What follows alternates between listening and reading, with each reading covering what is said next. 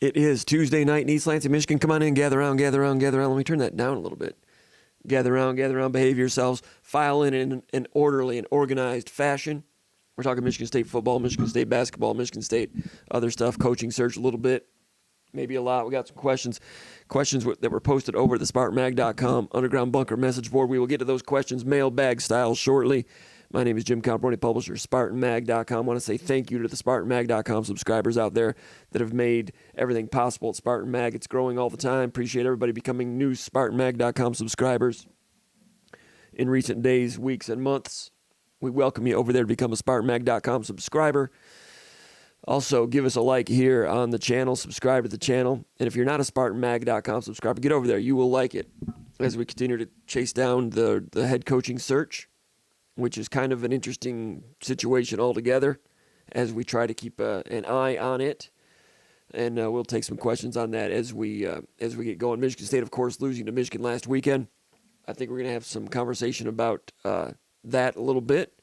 And also looking ahead to Michigan State against Minnesota, going up to Minneapolis this weekend. What's left of Michigan State football? Can they get something going here late in the season? Can they get the win that the coaches were talking about today and the players were talking about? They badly want to win for themselves and for Harlan Barnett. It gets, in some ways, tougher as it goes along. They're not going to face anyone as good as Michigan unless Ohio State keeps getting better, which it looks like they are. But in terms of keeping them banded together, that's going to be a challenge. All right, what's going on here? Over at SpartanMag.com, we have something called the Underground Bunker message board. It is the church of what's happening now with Michigan State sports. It is the daily narrative of Michigan State sports and athletics. Over there at the Underground Bunker message board, you have to be a SpartanMag.com subscriber to post over there. But we have all kinds of stuff going on, all kinds of conversation. Changes all the time. A lot of traffic right now. A lot of people with some information, and some of it is accurate information. And all of it's pretty interesting and tangible. Over there at the Underground Bunker message board, I invite SpartanMag.com subscribers, the best Michigan State fans on the planet, to post questions, and we field those questions here every week at SpartanMag.com. I think we're going to have Big Movie tonight. Movie's available. We'll be talking to him, see what's on his mind. I tried to call him today to try to get some little bit backstage information, just see what's going on with him, but didn't get a hold of him, so there was no rehearsal talking with movies, so it's all going to be unplugged. We'll see what happens. Okay, over at the Underground Bunker message board, I think we have about 20 questions or so we're going to go through tonight as Michigan State gets ready to play Hillsdale College on Wednesday at Breslin Center. It'll be the first exhibition game of the season. I'm expecting a starting lineup of Hogard, Walker, of course, Akins, Jaden Akins. Matty Sissoko's improved. He'll be at the 5, Malik Hall's at the 4. They need more out of Malik Hall. I had an article about him today at SpartanMag.com, a 3 and out that I put together. That's 3 opinions, one of them about Malik Hall. After speaking with Tom Izzo after practice yesterday, well, there was a group of us speaking with Tom Izzo, and he mentioned that he brought it up in their coaches meeting that morning that they want to get more out of Malik Hall, and they're putting pressure on him to get to do more. And Malik Hall has talent. Injured last year, fought through it. This year, I mentioned 2 or 3 weeks ago that I thought he shot really well at one particular practice. The next practice, just kind of okay. Green-white scrimmage, a little bit passive. Yesterday's practice, we only saw a few minutes of it. Well, about 30 minutes of it. I didn't really focus on him. I was focusing more on Xavier Booker because he's an interesting one. But Malik Hall's got to come around. They need him. Do not underestimate the loss of Joey Hauser and his ability to hit open shots and make defenses get out on him. Rebounded pretty well also. And Joey Hauser's ability to move without the ball was really good. So Malik Hall, I mean, they always talk about your senior year has to be your best year. Mark D'Antonio used to say that. Izzo isn't one that's said that very often, but that applies to Hall. They need his best season right now, starting tomorrow. They're not going to have a problem with Hillsdale. Then Sunday, exhibition with Tennessee. Then the games get real. But at some point during the course of the season, they're going to need Malik Hall to be what they envision what he can be. You know, his body doesn't look like it improved as much in the offseason as some of the other guys. Hogard lost some weight, a little more athletic. Akins has added some strength. You hope that Akins has not lost any athleticism. Still watching that. I think Tyson Walker keeps getting just a little bit more strong, a little stronger, a little more athletic all the time. You may have seen in the green-white game where he went between his legs and had a dunk during layup line. I think Tyson Walker's leaping better than ever. And Matty Sissoko is just bigger, stronger, moving really well. And he's developed some back-to-the-basket moves, too. He's been working on them for a number of years. He's starting to show more touch, more comfort level, a little more less awkward in his low-post moves. Had a nice little, what was it? Was it baseline move? I don't know if I've got notes on this particular one. There's a right hook over Carson Cooper. Also missed a turnaround jumper on the baseline. Did Matty Sissoko, but he is, as a post player, he's functional, and he could get better from here. But he's gotten bigger and stronger. Carson Cooper's gotten bigger, but Malik Hall, maybe I'm wrong, but I'm not really seeing physical improvement out of him during the offseason. Maybe I'm wrong about that. Question number one, Ryan from Jackson, Michigan. He says, coming off a tough loss for Michigan State, he says, against Michigan, how do you think the team responds against the Gophers this weekend? Just a general question there. Looks like we've got no problems here with the audio, so I'll go ahead and talk about this. Tough game against Minnesota. The problem is Minnesota had a bye week, then they had a big win against Iowa.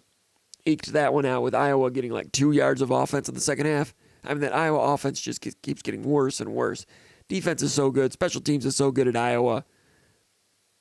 If McNamara hadn't gotten hurt, and Lachey, the tight end, hadn't gotten hurt, and Eric All, the tight end, hadn't gotten hurt, I think they could have ridden McNamara and those two tight ends to have enough offense to have gone 11-1. But, I mean, it was a bad offense even with them. Now they've got nothing going, which is an indictment on their recruiting and player development. I mean, not good, right? Minnesota goes in there, ekes it out, barely got a break on that special teams play. So Minnesota, coming off a bye week, wins at Iowa, wins that, what was that, the Floyd of Rosedale trophy? Win their little trophy. They're feeling great. They're 4-3. You know, Minnesota lost that game to Northwestern earlier in the year, had a big lead, let it get away. They feel like they should be 5-2. They let that get away. They've got to be sick about that. You know, after losing Tanner Morgan, they have, Kelly McManus as the quarterback, and he's not very good. He's limited. More of a run-oriented team. They ran the ball pretty good against Michigan for about a quarter and a half. Last week against Iowa, Minnesota rushed 45 times, 113 yards. 2.5 per carry. 45 rushes, 113 yards. You can only rush it that many times for that little yardage if the other team, the only way you're doing that is if the other team keeps going 3 and out and punting it back to you. It's almost impossible to rush 45 times for 113 yards. If you're going to be fortunate enough to get 45 carries, you got to believe you're getting over 200 yards. You're moving the chains. Well, Minnesota didn't move the chains and had that many carries. Very peculiar. Darius Taylor, the kid from Walled Lake Western, did play last weekend, coming back from injury. 16 carries, 59 yards. At one point in time, true freshman, he was leading the Big Ten in rushing. Got hurt, got dinged up to the sideline. Now he's coming back. Now that he's back, you can bet that he will be super motivated against Michigan State. Michigan State offered him kind of in the late going, but really did not show him enough attention, enough love. Michigan State could use Darius Taylor right now, right? But at the time, Michigan State was kind of chasing waterfalls at the running back position, and the previous general manager, what they thought they needed in terms of stars, I don't know. But Darius Taylor, they offered him, but not soon enough. Goes away to Minnesota, doing pretty well, and he's going to be fired up. How tough is it going to be? Tough. I'm not saying Minnesota's great, but Michigan State had success the week after the Michigan game throughout the D'Antonio era. And in recent years, I don't think it's been a big problem. Did they lose to Purdue in 2021 after the Michigan game? Purdue was good, though, with O'Connell, whatever his name was. Great passing attack. Now, from a physicality standpoint, keeping these guys together, lame duck coaching staff, it is what it is. 5 straight losses. The coaches claim that the players have really been good once again in practice this week. So we'll see if they answer the bell at Minnesota. At some point, you're losing players. You lose Simeon Barrow to the transfer portal. That's a big loss. Conan Dyke and I talked about that at the VCast outside the stadium today. You can find that here on the channel. Simeon Barrow played 42 snaps last week against Michigan. Simeon Barrow goes into the portal officially today. Harlow Barnett told us on Monday that would be happening. Simeon Barrow did not have the season this year I expected. I thought he was good last year when healthy. He heard great things about him during preseason camp, battling through injuries, something like that. Got dinged in the first opening minutes against Michigan, came back into the game, so credit to him for having the heart to go back out there at less than 100%. But I expected him to contend for like second team All Big Ten status this year. Didn't quite happen. Now he goes into the portal. Not that he wasn't as good as I thought, but he was still, Simeon Barrow was still solid and still racking up snaps. Led the defensive tackles with 42 snaps last week. Derek Harmon with 35. Jalen Sami with 29. And Sami's just kind of pedestrian, doing what he can. But, he's just not having a great impact. But and then Maverick Hansen, 28 snaps. That's fewer snaps for Hansen than usual. I don't know if he was dinged up a little bit, but he was playing at the end, and he had that personal foul at the end, which was not good. And not like him. I mean, he's a fiery competitor, but some of those in-state guys, Spencer Brown with the personal foul, Dylan Tatum with the personal foul, which was not really a dirty shot, but just held onto the tackle too long, along into the sideline. Spencer Brown's was, and that was disappointing. I've known him for quite a while. I remember covering a big man camp in Brighton back before his junior year, I think. Always been a very kind, engaging person. Seems to be well liked by his teammates. That was a bad look. I mean, that's not what he's about. That's not what I thought he was about. That was not good. I'm sure some of that was reaction, but doesn't matter. You can't react to words with actions like that. And that made them look bad, made the team look bad, made the program look bad. That's not good. Scoreboard was bad enough. That was not good. But anyway, you've got Barrow gone. And now those snaps going to be eaten up by other people. Let's go to the lines here. Call from Jeff from Detroit. To accept, press 1. To send a voicemail, press 2. All right, is it Jeff from Detroit? Is that who we have right now? Is it Jeff or Jack? Yeah, it is, Jim. Jeff or Jack? Jeff. Jeff? Yes, sir. All right. I think I spoke with you earlier. You are Sparty J1136 on the message board. Is that correct? Yeah, you got it. All right. So Sparty J1136 at the Underground Bunker message board. We've been talking a little bit. He's one of the people that posted on the message board that had a negative experience at Spartan Stadium on Saturday relating to some Michigan fans in his section. That was really talked about a lot on the Underground Bunker message board after the game. A lot of Michigan State fans really had negative experiences in terms of the fans from Michigan being there and being somewhat salty and unsavory. It's one thing to be boisterous and so forth, but it went beyond that a little bit. So I want to talk to Jeff a little bit about what his experience was. Thanks for calling in to SpartanMag Live tonight, Jeff. You doing okay in Detroit? Oh yeah, doing great, Jim. I really, I've been going to Michigan State games for 30 years since I was a kid with my dad, and it really on Saturday night was some of the most deplorable behavior I've ever seen at games. In our section next to me, we had a Michigan fan who decided that it would be a good idea to be hitting his vape pen the whole game, and when the lady next to us told him to stop, that he shouldn't be doing that in the stadium, he just blew it in their face and said, "F you, it's a football game. I can say and do whatever I want here." And, that was just one example. There was, as the game went on, it just got worse. And, as they got the big lead, and I had taken my young son to the game for the first time. He'd gone to a Michigan State game. And to be honest, we left early, which I never do. It was that bad. How old is your son? How old is he? He's 11. Okay, and you mentioned the guy that was blowing vape smoke in someone's face. This is a Michigan fan that was trying to be belligerent, pretty much. Oh yeah, absolutely. And even when other people in the stadium, in the area, called him out, he didn't seem to care. He just laughed and kept doing it. What else did you see in terms of in your section? Other examples? Anything? Was that the worst that you saw, or just what else did you see? Probably the worst, just because the woman who blew in her face, she told him to stop, and he just ignored it. It was so disrespectful. I think you said she was an elderly woman, if I'm not mistaken. Is that right? That's right. She was in her 70s probably, and she was very polite about it, and he just had no care in the world. In other behavior, just a lot of just a lot of talking trash, and some of that stuff to be expected, but it was just on another level. Mm-hmm. All right, I saw a post on the Underground Bunker message board also from Echo 1441, who's been a long-time poster. He says, quote, he wrote, "Worst fan experience I've ever had at a game, home or away. The absolute worst fans.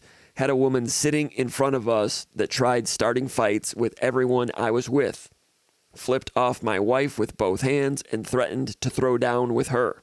She was just a small example of the people," unquote. That's a post that Echo 1441 mentioned on the message board on Sunday. So did you see anything like that, or just that was just kind of par for the course on Saturday night?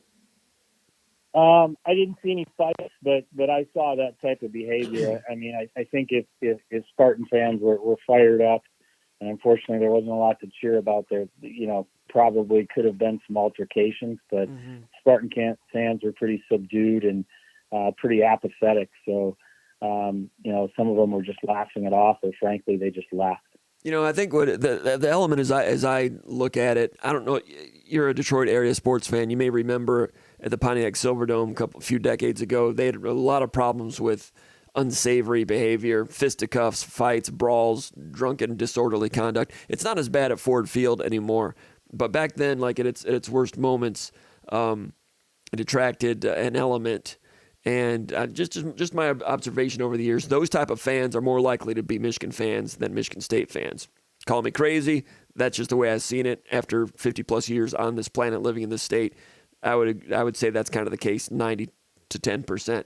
In this situation, with Michigan being very good and Michigan State having their struggles, you mix that with the ability to get tickets easily, digitally, StubHub and the like. It's easy for fans it's easy for Michigan fans to get tickets from Michigan State fans.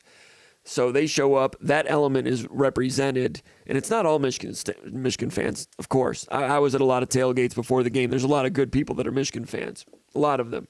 And the ones that are tailgating generally are going to be well-behaved, having a good time or whatever. But some of those that wash ashore from the element that I mentioned earlier, you get more and more of those, and it's not a surprise. And there's a larger percentage of them for this game because of the way the two teams are playing and because of the nature of ticket exchanges these days.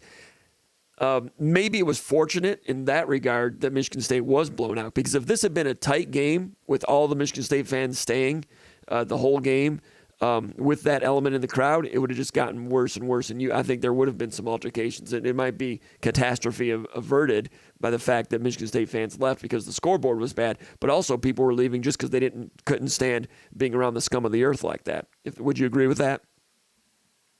Absolutely. That's one of the reasons I left. And, in my whole life going to MSU games, I've never seen that many Wolverines at Spartan Stadium, and definitely not as many, in that element of the trash that you talked about, where there clearly are the Walmart crowd, not the alumni crowd. Right. There's a difference. And that element, that Silverdome element, as I call it, more pervasive in the Michigan fan base than the Michigan State fan base. If you're a Wolverine fan and you're a good Wolverine fan, I don't mean you. And there's a lot of good Michigan fans out there that have a high regard for what Michigan has stood for in the past and wants to stand for in the future. I respect that. I'm not talking about you. I'm talking about that Silverdome element.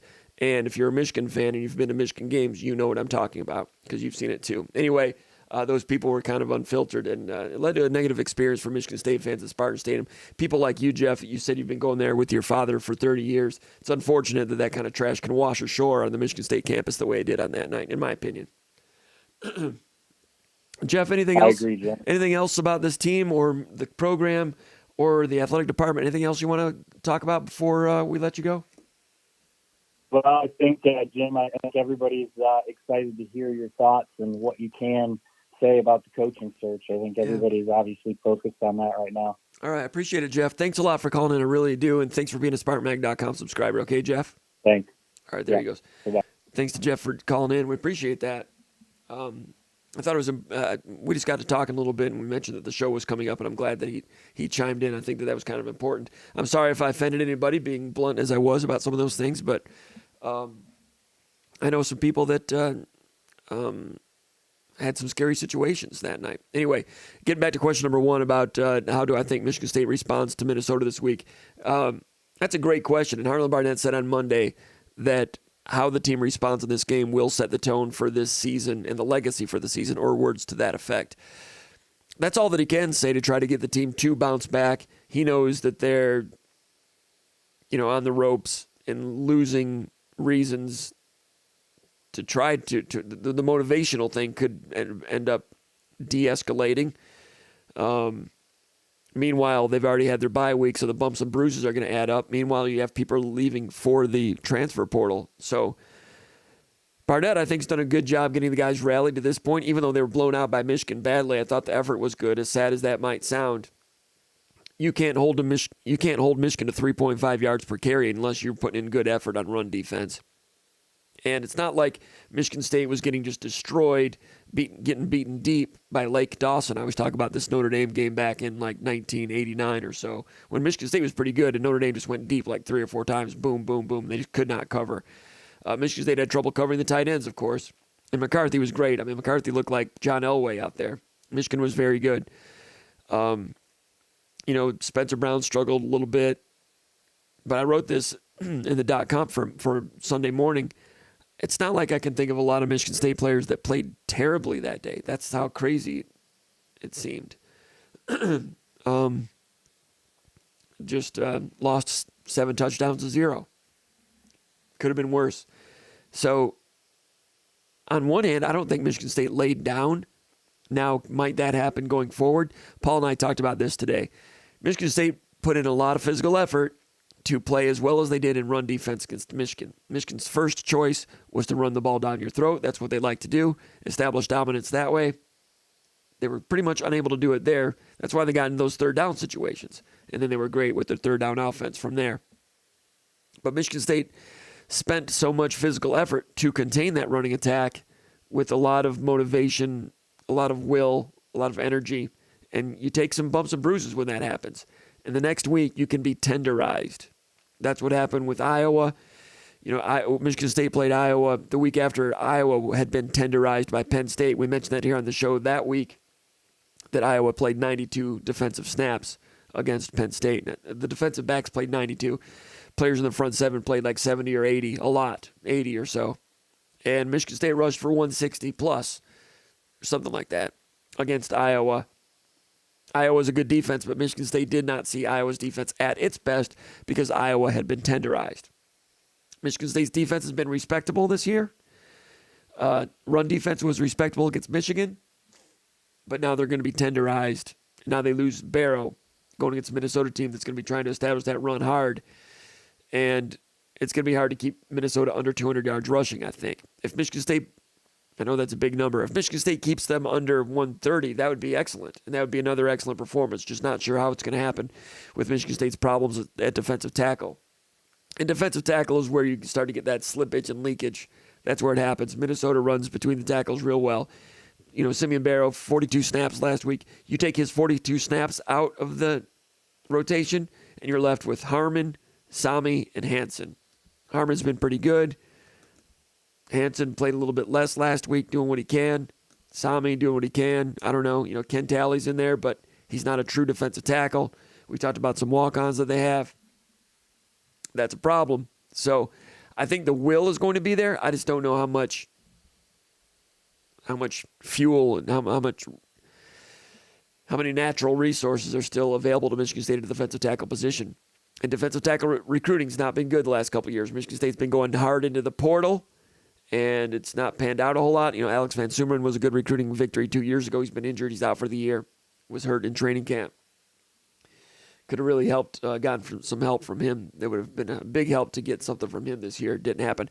Question number 2, Roxy from Grand Haven. He says, do you see a scenario where Big Ten coaches and athletic directors give the conference an ultimatum on Michigan and they're cheating? Roxy from Grand Haven, bringing it strong. Do I see a scenario in which Big Ten coaches and athletic directors give the conference an ultimatum on Michigan's cheating? No. I don't. I mean, if you give an ultimatum, you better penalize Michigan or else what? What are they going to do? Boycott? There's really not much they can do ultimatum-wise. Behind the scenes, there might be some that really call for some things, but I mean, this is unprecedented. I'm not sure. Obviously, it looks like some Big Ten programs turned Michigan in. They felt that it's been going on for a while, which it has. With this whole thing, a lot of people are like, "Oh man, it goes on everywhere." Baylor did it. They didn't get it. They just got a slap on the wrist. Listen, Baylor had one assistant coach that went to a game and they turned themselves in before it became known. Guy might not have even known it was illegal. I don't know. Turned themselves in with one incident. This was 2 years going to 20 plus games. A much, much, much bigger organized clandestine operation. Okay. Baylor got caught doing 30 in a 25 zone. Michigan's doing about 110 in a 25 zone with Mozzie Smith in the back with an Uzi compared to what Baylor did. You got me on this? So all the Michigan ostriches putting their head in the sand like this is no big deal, nothing to see, nothing to see, nothing to see. There's something to see here, and football people are kind of bent out of shape about it. Why is it a big deal? Other opponents have turned them in, obviously. There was a video sting on this whole thing, and Michigan put time and money and resources into it. And the guy that was there doing the scouting, you know what happened. He's standing right next to the coordinators, chirping in their ear, helping them with the stealing of signals. It was an operation. It was cheating. If you're cheating to this level, there's got to be ramifications. I don't know what those ramifications will be, but you hear people like say, well, it didn't really help that much. It might help one or two plays. It helped enough that they did it.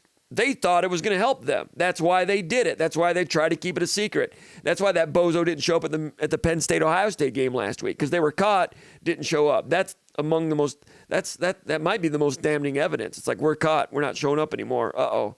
Yeah, uh-oh. All right. Question 3, Spartan Forever says, what percentage on the head coaching search? Oh, this is a good one, right? What's my percentage on the head coaching search? And he asks Meyer, Elko, Smith versus the field from Grand Rapids. That's Spartan Forever. I've been going back and forth on this, and these are just guesses. And you hear about some things. You hear about what Michigan State, who they've been reaching out to, and who's interested. And some of it is, like, a little bit agent talk here and there. But I'm going to say field 23%. I'll say Elko and Smith 65%. So that leaves a grand total of 12% for Mr. Urban Meyer. Now I had him at 3% last week. That was like the day after, some denials, or that was after the Tennessee one. But people were telling me, hey, it's not over. So I thought I was being generous to leave it at 3%. But by the end of the week, like I put on the Underground Bunker message board, every time I step away from it and say that fire's over, something breathes oxygen back into the embers and there's more smoke. And there was smoke, and we detected some more smoke on Sunday pertaining to a few days earlier. There's conversations at not just boosters, but high-ranking officials and groundwork being laid. That doesn't mean, from what I understand, there's no offer out there. But, I mean, there's a lot of groundwork, a lot of discussions, and even if all that happens, I don't know if Urban Meyer decides he wants to coach. That's my thing. That's the part that's the biggest obstacle right now. 12%. Could there be internal board concerns, administrative concerns? It's my understanding, no. I mean, there's some talk like that a few weeks ago, but I think that stuff has been smoothed out. So, I mean, there's still a ways to go on that. But those are my percentages as of now. That could change. That could change any moment. I mean, I'm checking texts right now to see what's going on, but had him at 12. I might have even had that a little bit higher. I don't know, 12. You could say 14, I don't know. D from Grosse Pointe says, who on the team, if anybody, has taken up the mantle of player leadership? We see this being extremely important for success, especially to learn through adversity during a tough season. Who are the leaders?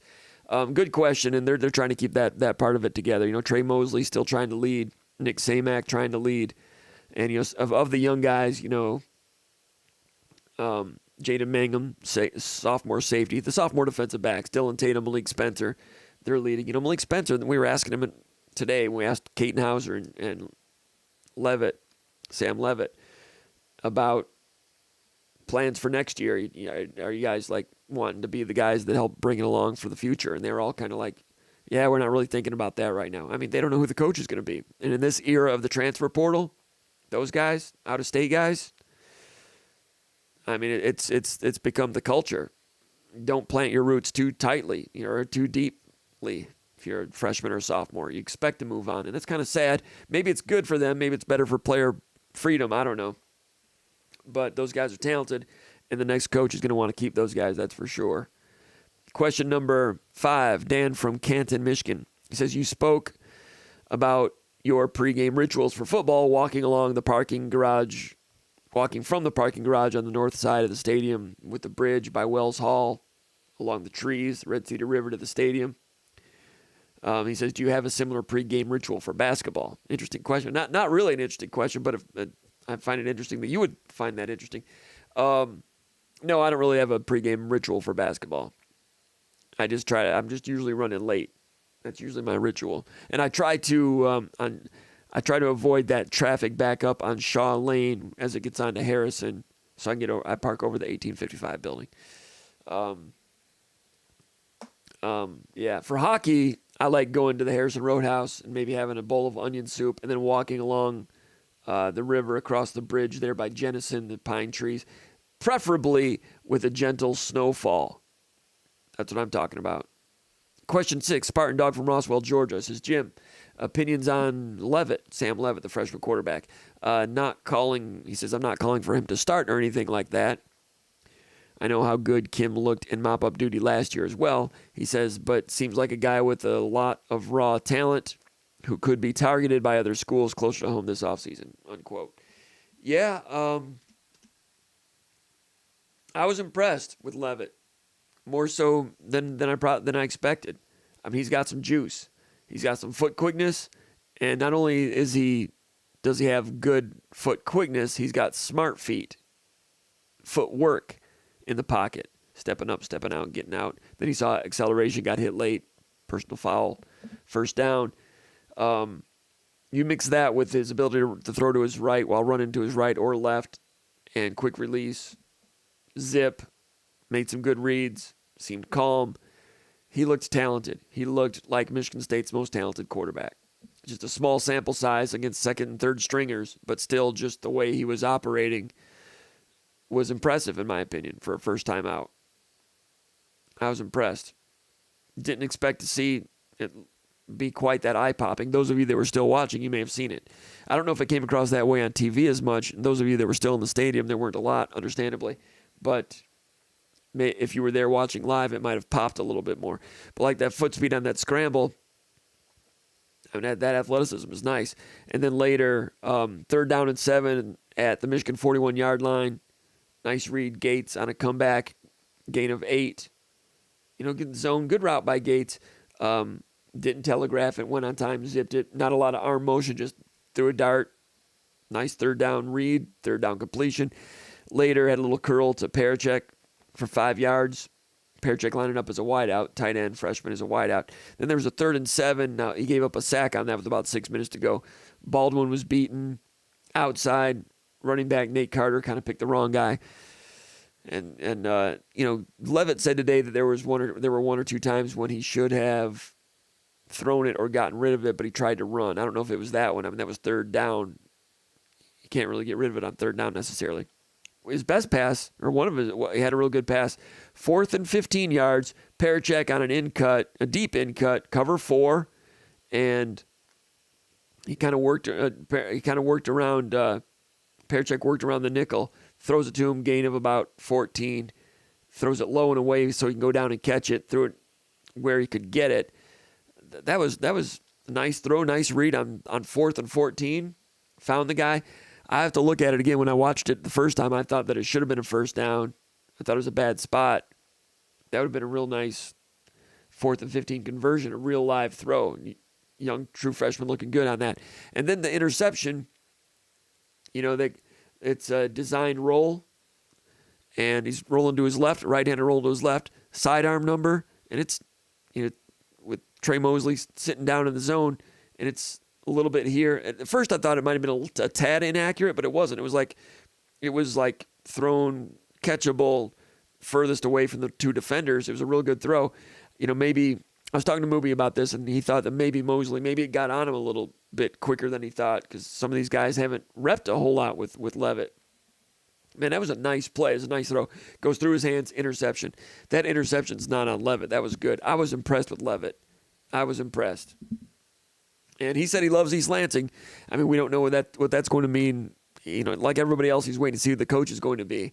But he genuinely seemed like he likes it. And I'm sure he does. But, Nick Foles liked it too. But I think this guy likes it more than Nick Foles. I mean, he likes it. So, I like Levitt, man. I do. So now Hauser's got a little bit more to prove. Man, if you're Heartland Barnett, it's a hard enough job right now. They're just trying to get a win, trying to do what they can to win. But, I mean, Levitt's coming on strong, it looks to me like. Let's go over here to the comments and reactions area. We've got Thomas Kohlberg says, hey, Jim. MSU Rules 11 says, good evening, Jim. Let me go to the bottom just to make sure there's no haywire stuff going on. Appreciate the help from Noah Sprunger. Got a crowd of 250 tonight. That's good. Appreciate everybody filing in. Hope I didn't offend anybody by sounding off about some of those topics a minute ago. MSU Rules 11 says, good evening, Jim. Matt Latham. He's one of our hockey experts. Says, good evening. Old Tuck, the Bell Cows here from Ludington via Austin, Texas. John G says, how about those Red Wings? Red Wings are playing tonight, right? They beat Calgary as Bernie Federico used to say, and others. And they're playing again tonight. The 5-1? The Dylan Larkin line with DeBrincat. Those two Michiganders playing real well together. Scoring a lot. That's fun. And Lucas Raymond had a little bit of a sophomore jinx last year, I thought, but I loved him as a rookie last year. But now he's with those two. That's a good line. So we got old Tuck in the middle. Thomas Kohlberg, he's our shooting guard. MSU Rules 11 with a number like 11. He's running the point. Matt Latham, he's small forward. And John G, stretch 4. Thanks for tuning in. Stu Redmond says, hey. Rob South says, what's up, comp? Young Feezy Baby posted it on the board, Jim. Thanks. Posted the link. Appreciate it. Fleet says, Urban Meyer time. John Elke says, checking in from Clarkston. Daniel Barry says, sports highlights. Yeah, I think that might be spam. I don't know what that is. Old Tuck from Ludington says, do you think Mel Tucker has been able to get to neutral yet?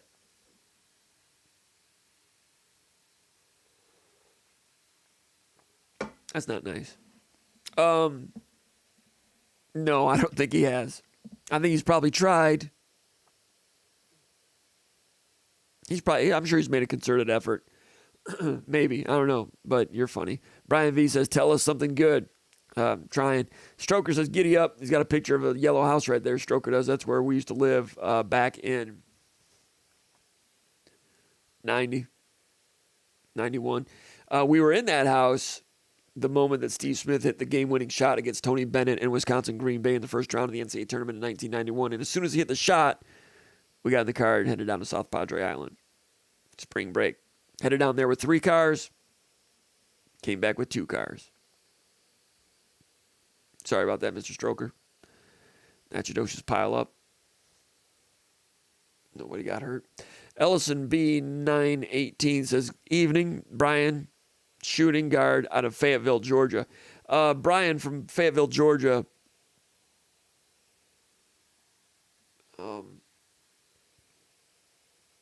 little presumptuous, a little entitled to think you're going to be the shooting guard coming in 8th. What are you, 8th? What are you at here right now?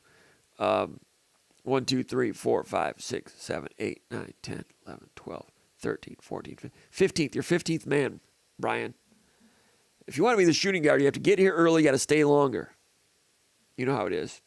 Appreciate you, though. Playboy 3327 says, Come on, and gather around. Sean Little says hello, Jim and everyone. Eric M. from Roosevelt, Georgia. It's always good to have George Page, former guitar player and keyboard player for Surrender Dorothy, one of the top 25 East Lansing bands of all time. He says, hey, Comp, great time to be a Spartan. We'll look for you up at Breslin this year. Yeah, come say hi, George. George, if you think it's a great time to be a Spartan right now, you must just always think it's a great time to be a Spartan. Because it's tough right now for some. But tell you what, the campus has been beautiful the last 2 days. Weather, great. Weather was 73 degrees today. Yesterday it was like 59, like perfect October crisp.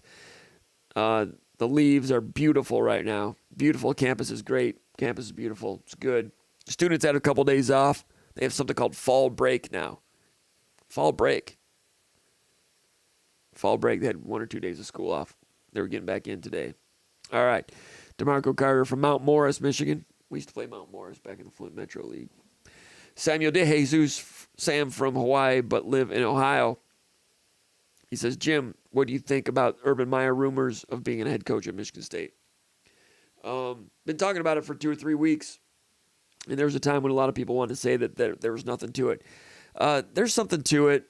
The best I can describe it is that Michigan State showed interest, and he returned volley, and going back and forth, and it's not dead. But I still think it's a low probability. There were some people, I know there's a lot of rumors, especially with people with football backgrounds, saying that it was better than a low probability, a much better than a low probability. I heard those rumors, but I told you what my percentage is. I still think, Old Tug says, do you think Hall's ongoing issues are related to skill or more emotional stability? Seems like he's a pretty fragile fella, and Izzo is already calling him out. Good question. Malik Hall has not always been the most confident guy. Very, very good guy, intelligent guy, sensitive guy. And yeah, Izzo has been patting him on the back, kicking him in the rear, patting him on the back. Izzo's sensitive to him as well. So now when Izzo mentions that in the media yesterday, saying, we're challenging him, we need more out of him, that's one of the tactics. That's one of the buttons that Izzo's pushing, making it public so that Malik will see that out there in the media, and they do need that out of him. And the things that you mentioned, those are some of the things that Michigan State is wrestling with in trying to get the best out of Malik Hall. They really care about him. He's got some talent, and they need it out of him this year. Doug Peterson from Byron Center, J.R. Jr., Cheaters and Best. Talking about the Cheaters and Best. Noah Sprunger, it's always great to hear from Noah Sprunger, our great SpartanMag.com intern extraordinaire. Does a great job. So does Jason Killip, our recruiting anchor. And the great Paul Konendijk, associate editor, SpartanMag.com. Jake Laskow doing a great job as an intern as well. Kenny Jordan doing some good stuff, and a cast of thousands over at the SpartanMag.com underground message board, underground bunker message board. Big Movie, Matt Dorsey, all of them. Cast of thousands. Old Tuck. A lot of good ones. It's a lot of fun. Thanks to you guys.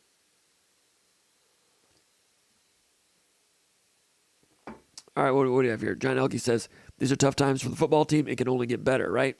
I would have to agree, yes. Although this season, it might not get better this year because you still have to play Ohio State and Penn State. Nebraska's looking pretty good. They're 4-3 right now. They just handled... Who'd they handle? They lost to Northwestern early. No, they just beat Northwestern. Nebraska has some injury problems. So they've lost a lot of wide receivers, a lot of running backs. Their defense is good, and they're switching quarterbacks. But the problem is Nebraska's 4-3, and they're believing, and they've been losing for so long. They've got a first-year coach, Matt Rule. So to them, 4-3 with a new coach, they're still a bunch of, puppy dog wagging tails, like bark, bark, bark, let's go, let's go, let's go. Michigan State, lame duck situation. Those are two different things in terms of motivation. In terms of motivating an entire 85-man football army, Nebraska is going to have that edge at Spartan Stadium for Michigan State's senior day. So there's winnable games on the schedule, but Michigan State is taking on water. It's going to be tough. Section 7 says multitasking, watching New Mexico State Good to see Jerry Kill on the sidelines. It is good to see Jerry Kill on the sidelines. It is good to see him. He's a good guy, and he had little problems with PJ Fleck at Minnesota when Fleck took over for him.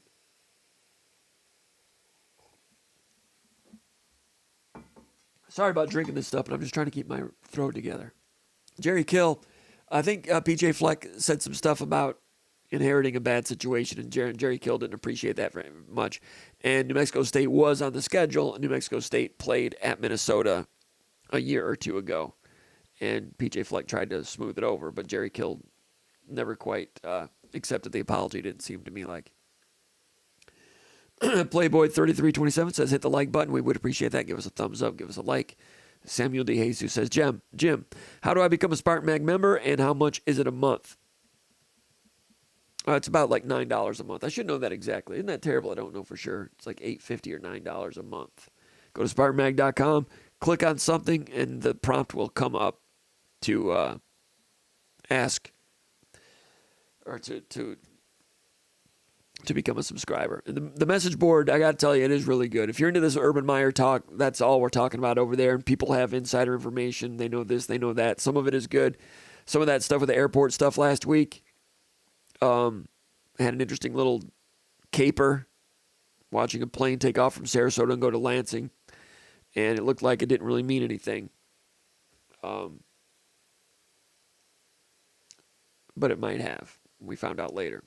Can't give any further about that, but right now, but it might have. So go on over there, Samuel. We'd love to have you over there. A good guy like you in Ohio, you need to know all you can about Michigan State football, because it's you need that in Ohio, right? At the water cooler and everything. Go on over there, become a subscriber. What is it, $8 a month, $8.50 a month? Basically the cost of a couple of coffees at Starbucks if you're into that. We'd love to have you a subscriber. We appreciate all the subscribers that we do have. We really do. Mark Webster says, sad to see players leave. Totally get it, but still. Remember when we thought 7-4 was possible? Shoot, even 6-6? Yes, I do. And, Vegas had Michigan State over under at 4.5 wins? I thought 7-5 was possible, but I thought 7-5 would have been a good season. I thought 6-6 was more likely. But when you're 6-6, you're always this far away from going 8-4 or 4-8. I mean, it's tight, and we're seeing that this year. If Michigan State can get to 4-8,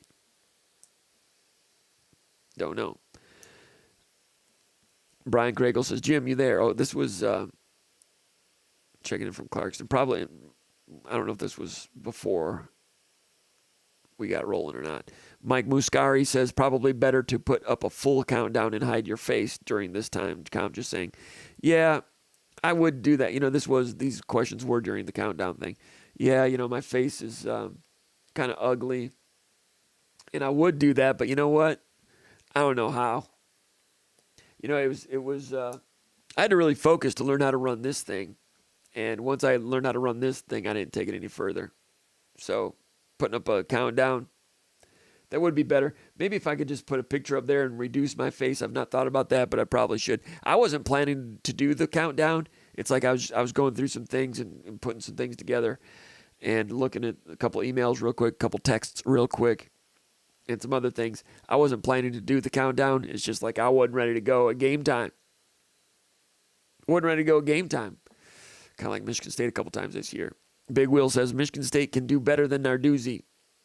I don't think anyone is saying it's Narduzzi's job, are they? And I love Narduzzi. He did a great job at Michigan State. And I think he would have done a good job at Michigan State as head coach at a different juncture. He left Michigan State in 2014. Let's say he comes back in like 2019 or something. That might have been the time. But every year that ticks by, kind of hurts things a little bit. And also, you want to have there's a lot of good coaches that have down years. Kirk Ferentz has had down years. D'Antonio had down years. Gundy has had down years at Oklahoma State. Barry Alvarez had down years. Really good coaches have down years. And Narduzzi, if he wanted this job, he picked a bad year to have a bad year. And we're all getting older, including myself, right? Young Feezy Baby says, that person in Spartan Stadium at the bottom right of Jim's backdrop is Connor Stallions. Let's take a look. By gosh, it is Connor Stallions. No, it's not. But how about that, man? That's just an amazing situation.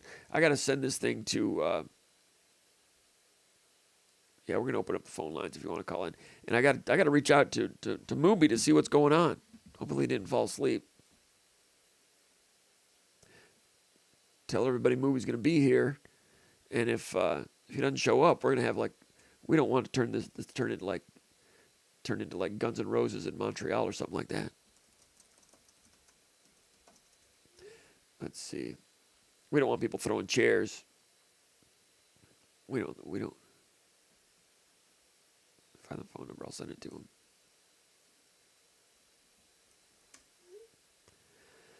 All right, let's go back over here to the mailbag.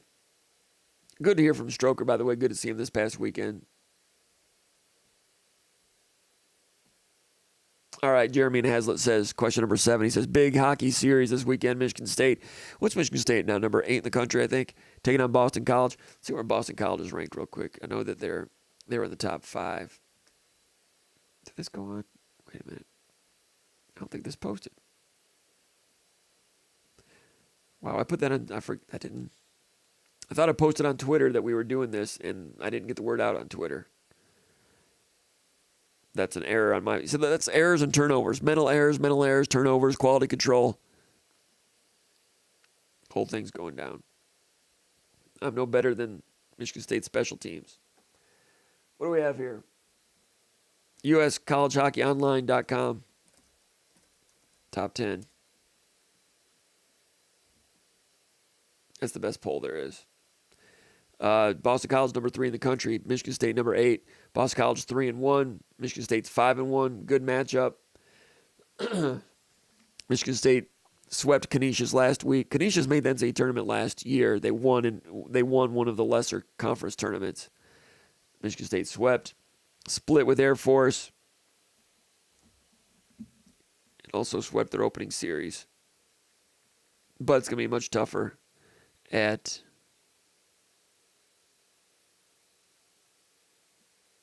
I'm just looking at another text from Kenny Jordan and Jason Killip. And Air Force, Michigan State's got a lot of talent, a lot of young talent offensively. They just got to make sure they don't give up too much flow going back the other way, which was a problem against the Air Force a little bit. Came back, won that game. Boston College, I can't think of their names, but I know they've got this great freshman recruiting class. Kind of like, Michigan last couple of years had great recruiting classes, great first-round draft choices. I think Boston College has 3 guys that are top 10 first-rounders. But Boston College lost to Denver last week. They had a big win over Quinnipiac, the defending national champion. Also beat RPI and somebody else. They're 3-1. That's going to be interesting. I hope I get a chance to watch it. I don't know if that's going to be on BTN or not. I'm going to be in Minneapolis for the game. Oh, but this is Thursday, Friday, right? Not sure when I'm going to Minneapolis. I might go early. I'm not expecting to have a pre-snap read this week. Going up to Minneapolis, good friend of mine, got to visit him, had a health situation. I'm going to spend a little time with him. And I'm probably going up early to spend an extra day, so no pre-snap read this week. But anyway, I'd like to keep an eye on this hockey game in the meantime. The question from Jeremy from Hazlitt, he says, Jeremy says, I'm loving these Thursday, Friday sets over the last 3 weeks. Do you think college hockey should aim for more of these during the early football overlap part of the season? Good question. And Jeremy's a guy that really, really, really knows hockey at a professional level. And I respect the heck out of his opinion and his contributions. I actually didn't realize that the game, is this Boston College game? It's a Thursday, Friday this week?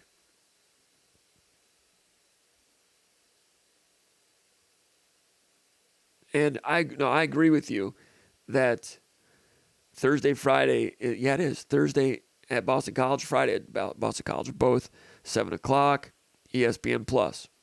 Okay, Thursday and Friday. Yeah, I never thought about it in relation to the football season.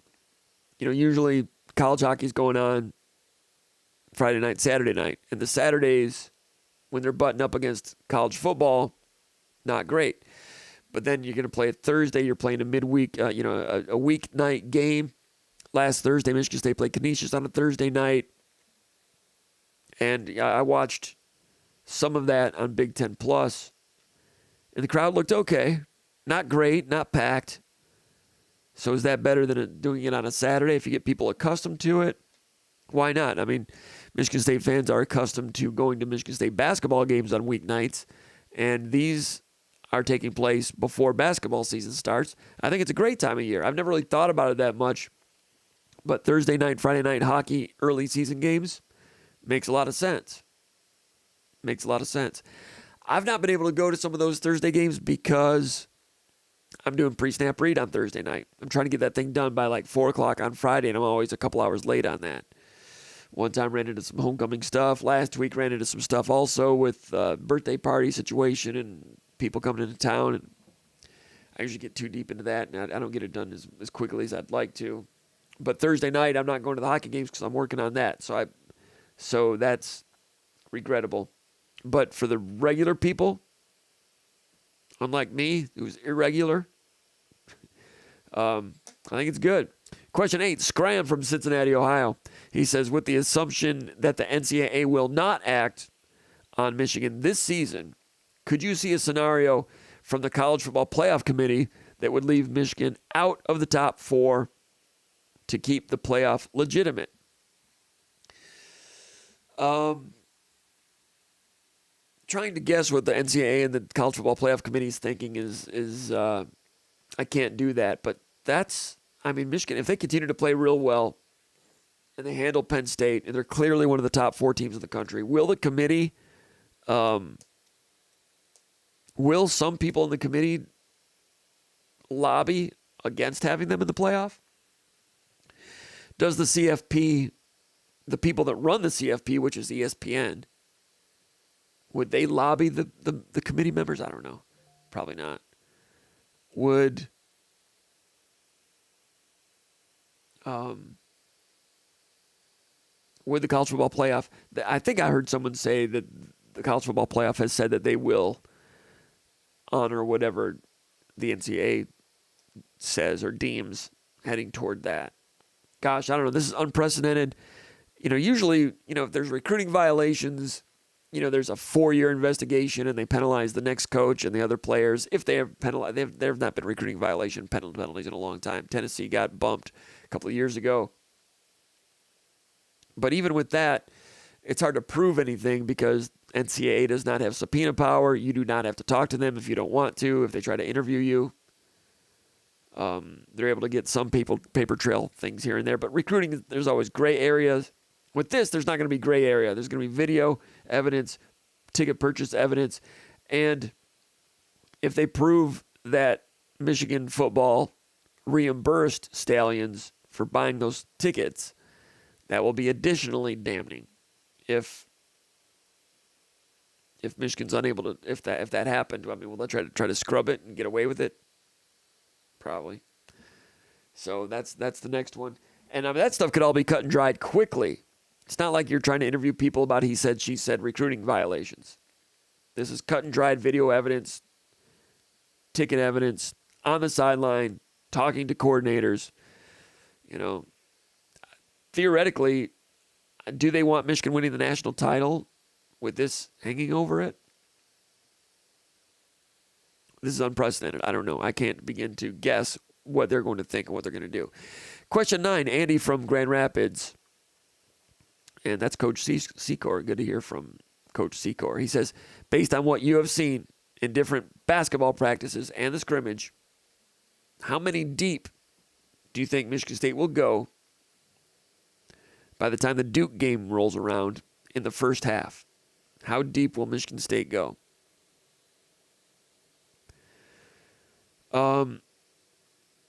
I think everybody except Garrick Norman pretty much. And Norman's good. It's just hard to get everybody on the court. It's hard to get playing time for everybody. So I think, backcourt, Hogard, Walker, Akins, Fears coming off the bench, Holloman coming off the bench, and Cohen Carr a little bit of time too.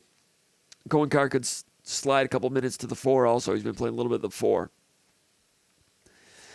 And then down low, you got Sissoko and Cooper as your 5. Malik Hall as a 4. Xavier Booker backing up Hall as a 4. They're a little bit thin there in some ways without Kohler. A couple of years ago, I think they had 6 scholarship guys that were big men. And I was like, that's too many. You can't get 6 guys playing time. But a year like this, with Kohler getting hurt, you would have liked to have had 6 perhaps. Booker's doing better, by the way. You know, I don't want to say, I don't know if critical is the right word. I've been cautionary about Booker because I know he was ranked really highly. And, you know, some of his highlights look good, but he had a long, long way to go 8 months ago. A really long way to go. Ranked number 14 high school player in the country by the On3 industry rankings. He's so much better than he was 8 months ago. And, I mean, he might, against Hillsdale, he might get some garbage points and dunks. And it takes a certain level of talent to get some garbage points to finish because he, around the rim, without much resistance, he can finish with some authority, some quickness, shoots it well. Occasionally, I mean, he's still like a streak kind of three-point shooter. He needs to show that he's a better three-point shooter than, say, Marcus Bingham. I'm not sure that he is. Made a three-pointer in the scrimmage the other day. I think he was 1 of 3 from three-point range. Got a decent shot release, has the makings of becoming a good shooter at some point. Marcus Bingham never turned the corner to become a 30+% three-point shooter. Booker will be a 30% plus shooter at some point. This year, not sure. He'll get some chances, and if it doesn't go real well, then the green light might turn yellow.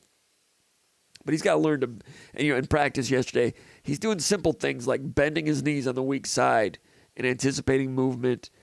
So he's listening, and they're coaching him because before he had been straight up and been late and just long, long way to go. Now he's got a shorter way to go. He's made a lot of progress, but he's still just kind of like a 10th man type of guy right now.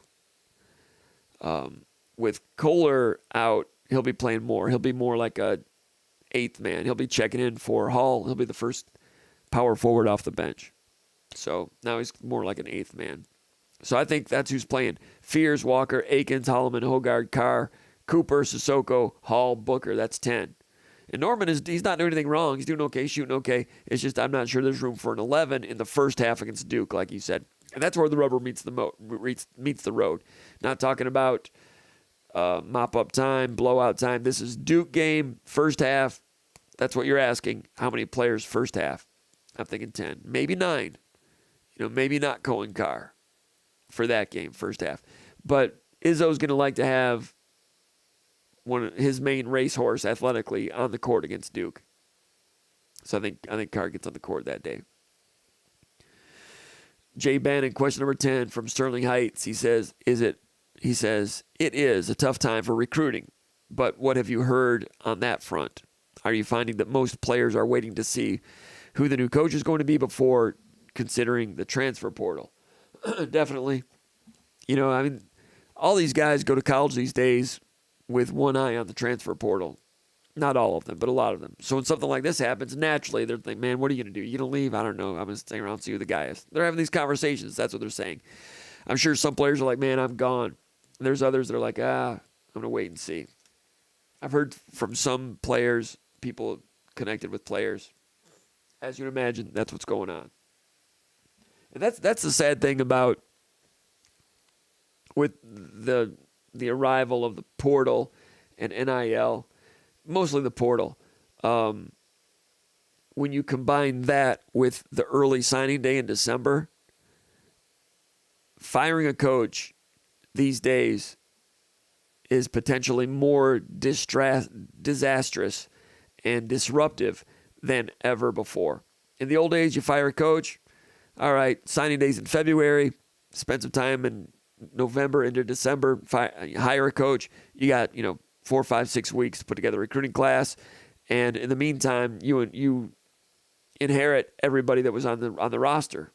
John L. Smith inherited Jeff Smoker. Mark D'Antonio inherited Brian Hoyer and some pretty good players. Now, it's like a double penalty to you if you fire a coach. And I think some coaches avoided getting fired last year because of that. I don't know if someday, there's been an epidemic of firing coaches nationwide. We talked last week about, the 66 teams that are in the Power 5 conferences, and there's been 65 coaching changes in 6 years.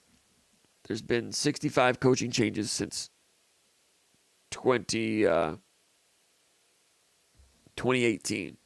So some programs I think there was only like, I'll have to find the numbers. There's only like 14 programs that did not hire a new coach in the last 6 years, Power 5 programs. So, I mean, there's been a incredible churn rate and a lot of firings. I think it might have slowed down a little bit last year. But you can't get around it. If the fans are getting antsy, and it's a tough situation. Tough situation. At Michigan State, the portal's been around for about 2 or 3 years. There have been firings at various programs, obviously, but Michigan State still is one of the first to go through it like this. Nebraska last year, Arizona State last year. And Nebraska's trying to climb back up this year, but like the quick turnaround. I mean, Colorado, they have Deion Sanders, but there's only one Deion Sanders. And he's entertaining, and that's fun, but I'm not really sure how good Colorado is. I mean, they're almost 5-2, but they're almost 1-6. But he's pretty entertaining. All right, Todd from Duck Lake in Albion, Michigan says, with a loss of depth in the defense, do you think the defense can stop the Gophers' running attack? Talked about that earlier. Minnesota's offense did not do well against Iowa. They're fresh. They came off a bye week, played Iowa, which is a rugged game, but Minnesota prides itself on being a strong running attack. Can the defense stop the Gophers? Minnesota's quarterback, not good. Kaliakmanis was something like 10 out of 25 last week against a very good Iowa defense. Michigan State's defense got carved up on third down by J.J. McCarthy. But for the most part, defense did well against Iowa, which is not saying much. They got a bad offense. And Rutgers, which is not saying much because their offense is kind of shaky. Actually did okay against a Maryland offense, which I said at the time was ranked number 1 in the Big Ten in yards per game at 480. Michigan State held them well below their average. I'm not saying Michigan State's defense is good, but it's not bad. Now they're playing a Minnesota team that does not have a good quarterback. But Michigan State's run defense is going to be tenderized. You take Barrow out of there. You guys will learn you guys will know when I know. It's really hard to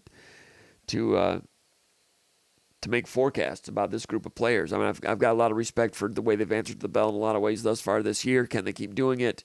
I assume they will because I'm not real good at betting. I don't really bet at all. Not that there's anything wrong with that, but at all. But I'm not big on betting on the rise or trying to time the bet or trying to time the market. I mainly go by history, and whatever you've been until proven otherwise, that's what I expect the next week. So that's what Michigan State has been. You take Barrow out, that hurts, but I think they're still going to answer the bell with effort. And the quarterback's got a chance to try to be a leader. Offensive linemen are trying to prove themselves. Receivers, they did not have Jerron Glover last week. He was sick, had an illness, missed practice or something like that. So he'll be back. Gates played okay. Parachek played pretty good. And we were talking to Sam Levitt today, and he revealed that Parachek had a little bit of an injury. That's why he had been off the field a little bit. I mentioned, because he made a couple nice plays to Parachek, I said, do you and Parachek have a little bit of a connection because you have spent time, on the third string, not on the scout team or anything, but on the third string. And he says a little bit, but Parachek's been out, which we didn't know. So that was news. But Parachek blocked okay, albeit against second and third stringers. Looked like a good receiver. I mean, Parachek is a crazy good athlete. Runs well. But I mean, really good basketball player. Was a really good punter in high school. Really good defensive end. I mean, I looked at his film at high school, and I think he could have been like a MAC-level defensive end. And there's something else he does. Is it baseball or golf or something? But he's one of those dudes that's just good at everything. Hands. So Parachek, needed to hit the weights. He was a little bit light in high school. But, I mean, he looks good. Parachek looked good. Ernie from Colorado says, it's been noted that Urban Meyer was in East Lansing for some reason. If it was to discuss candidates other than himself, who would you think, besides Brian Hartline, it was regarding? Okay. Again, like I said last week, I never verified that Meyer was here 2 weeks ago. I think you were talking about a second visit. I've never heard about a second visit. I heard from good sources that Meyer did visit a couple of weeks ago, but I never verified it. I never like really nailed it down with like the best sources. I never talked to someone who saw him with his own eyes. So I didn't really verify it, but I think, like I said last week, do I think that Meyer was on campus 2 weeks ago? Yeah, I think he was. Can't prove it, can't really report it. We're just talking as me and you in the fence post and the bar stool type of thing. But, yeah, you're asking, would he have been here to discuss other candidates like Brian Hartline? No. You know, if Meyer is on campus, he's not coming to campus to discuss Brian Hartline. He could do that on a phone call. No. Question 13, Mickey Goodwin from Porto, Portugal. Mickey Goodwin, I remember there was a boxer in the middleweight division from Kronk Boxing Gym in the Detroit area in the early 1980s named Mickey Goodwin. He was a middleweight contender. Never quite broke into the top 10, but there was hope for Mickey Goodwin at one point. Some of you old-timers might remember that, back when boxing was a big sport. Back when boxing was so big that your average sports fans were aware of a middleweight that wasn't quite in the top 10. Good times back then. I used to love boxing. Really loved it. Was really into it. Wanted to be a boxing writer at one point. However, I mean, now when I watch it, I'm just like, I didn't really, the CTE thing and the damage that's done. I have great respect for them as athletes and competitors. And I mean, a great boxing match back then when you were really a fan of somebody, the excitement. I mean, when you're a young fan, when your team loses, it hurts. But back then, if you were a fan of a boxer and he lost, it hurt more than any other sport to me personally. Like when I was a little kid, when Sugar Ray Leonard lost to Roberto Duran, that hurt me. And I rooted for Leonard against Hearns the first time. I was in 8th grade. By the time they fought the second time, I was at Michigan State, and by that time I'd flipped to a Tommy Hearns fan. Just because Hearns was so great, and he didn't really get all of the. He had a lot of publicity. He was a major sports figure, but Ray Leonard had so much that I just kind of flipped, which is strange. And Thomas Hearns is great. I met him at Breslin Center for a game once, a long time ago, back around the Mateen Cleaves era. I actually saw him at the Lions game a couple weeks ago, or a couple of years ago also, but I didn't stop him. And I understand that he enjoys fans, he enjoys being stopped, and he's very approachable, and he just loves being Thomas Hearns, but I let him go. But man, when your boxer lost, yeah, and back then in boxing, I mean, your legacy, your historical legacy, how you would be perceived, and your earning power, but more importantly, your legacy, so much of that would be boiled down into like a 40-minute time period. Leonard versus Hearns. Whoever comes out of those 40 minutes is going to change the course of boxing history. Or any number of other ones. Arguello Pryor, Ali Frazier, all of them. So much gets condensed into those. It's just the intensity was amazing when boxing was huge. And it was big in the 70s and 80s, but it was even bigger in the 40s and 50s. I mean, Joe Louis versus Max Schmeling, come on. My dad talks about listening to that on the radio. On the rematch. Joe Louis kicked his butt, the Nazis cut the phone lines, transmission lines back to Germany because they didn't want people to know that Joe Louis kicked the shit out of him. Excuse my language. Nothing against Schmeling. He didn't believe in that. Later on, those two became friends. But he was... excuse my language. It's the only time I've swore all season, but struck a nerve. So, great Joe Louis. All right. Mickey Goodwin from Porto, Portugal says, last time was huge, low point for the football team. Nothing against Max Schmeling, by the way. He really, I don't know if he totally denounced it, but he was just a puppet and all that stuff. But darn glad Joe Louis won that one. All right. Mickey Goodwin from Porto, Portugal says, last week was huge low point for the football team. Based on your interaction with the staff and players since then, how do you think it compares to the bottoming out of the Bobby Williams team when he admitted he didn't know if he'd lost the team?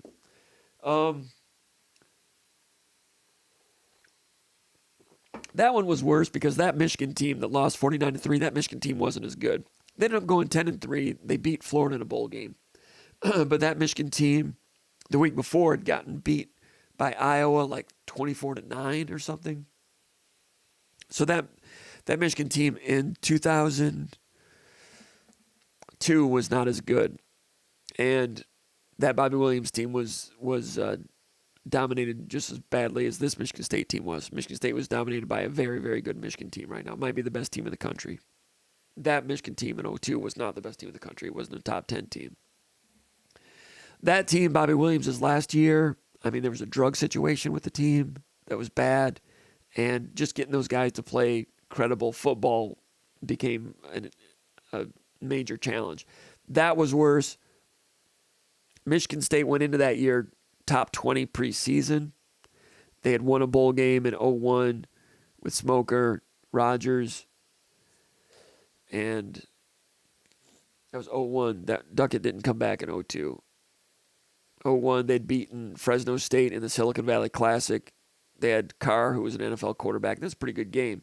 So Michigan State was returning a lot of good players, top 20, and they were destroyed by Cal early in the season at Spartan Stadium, fumbled a kickoff, and it just was.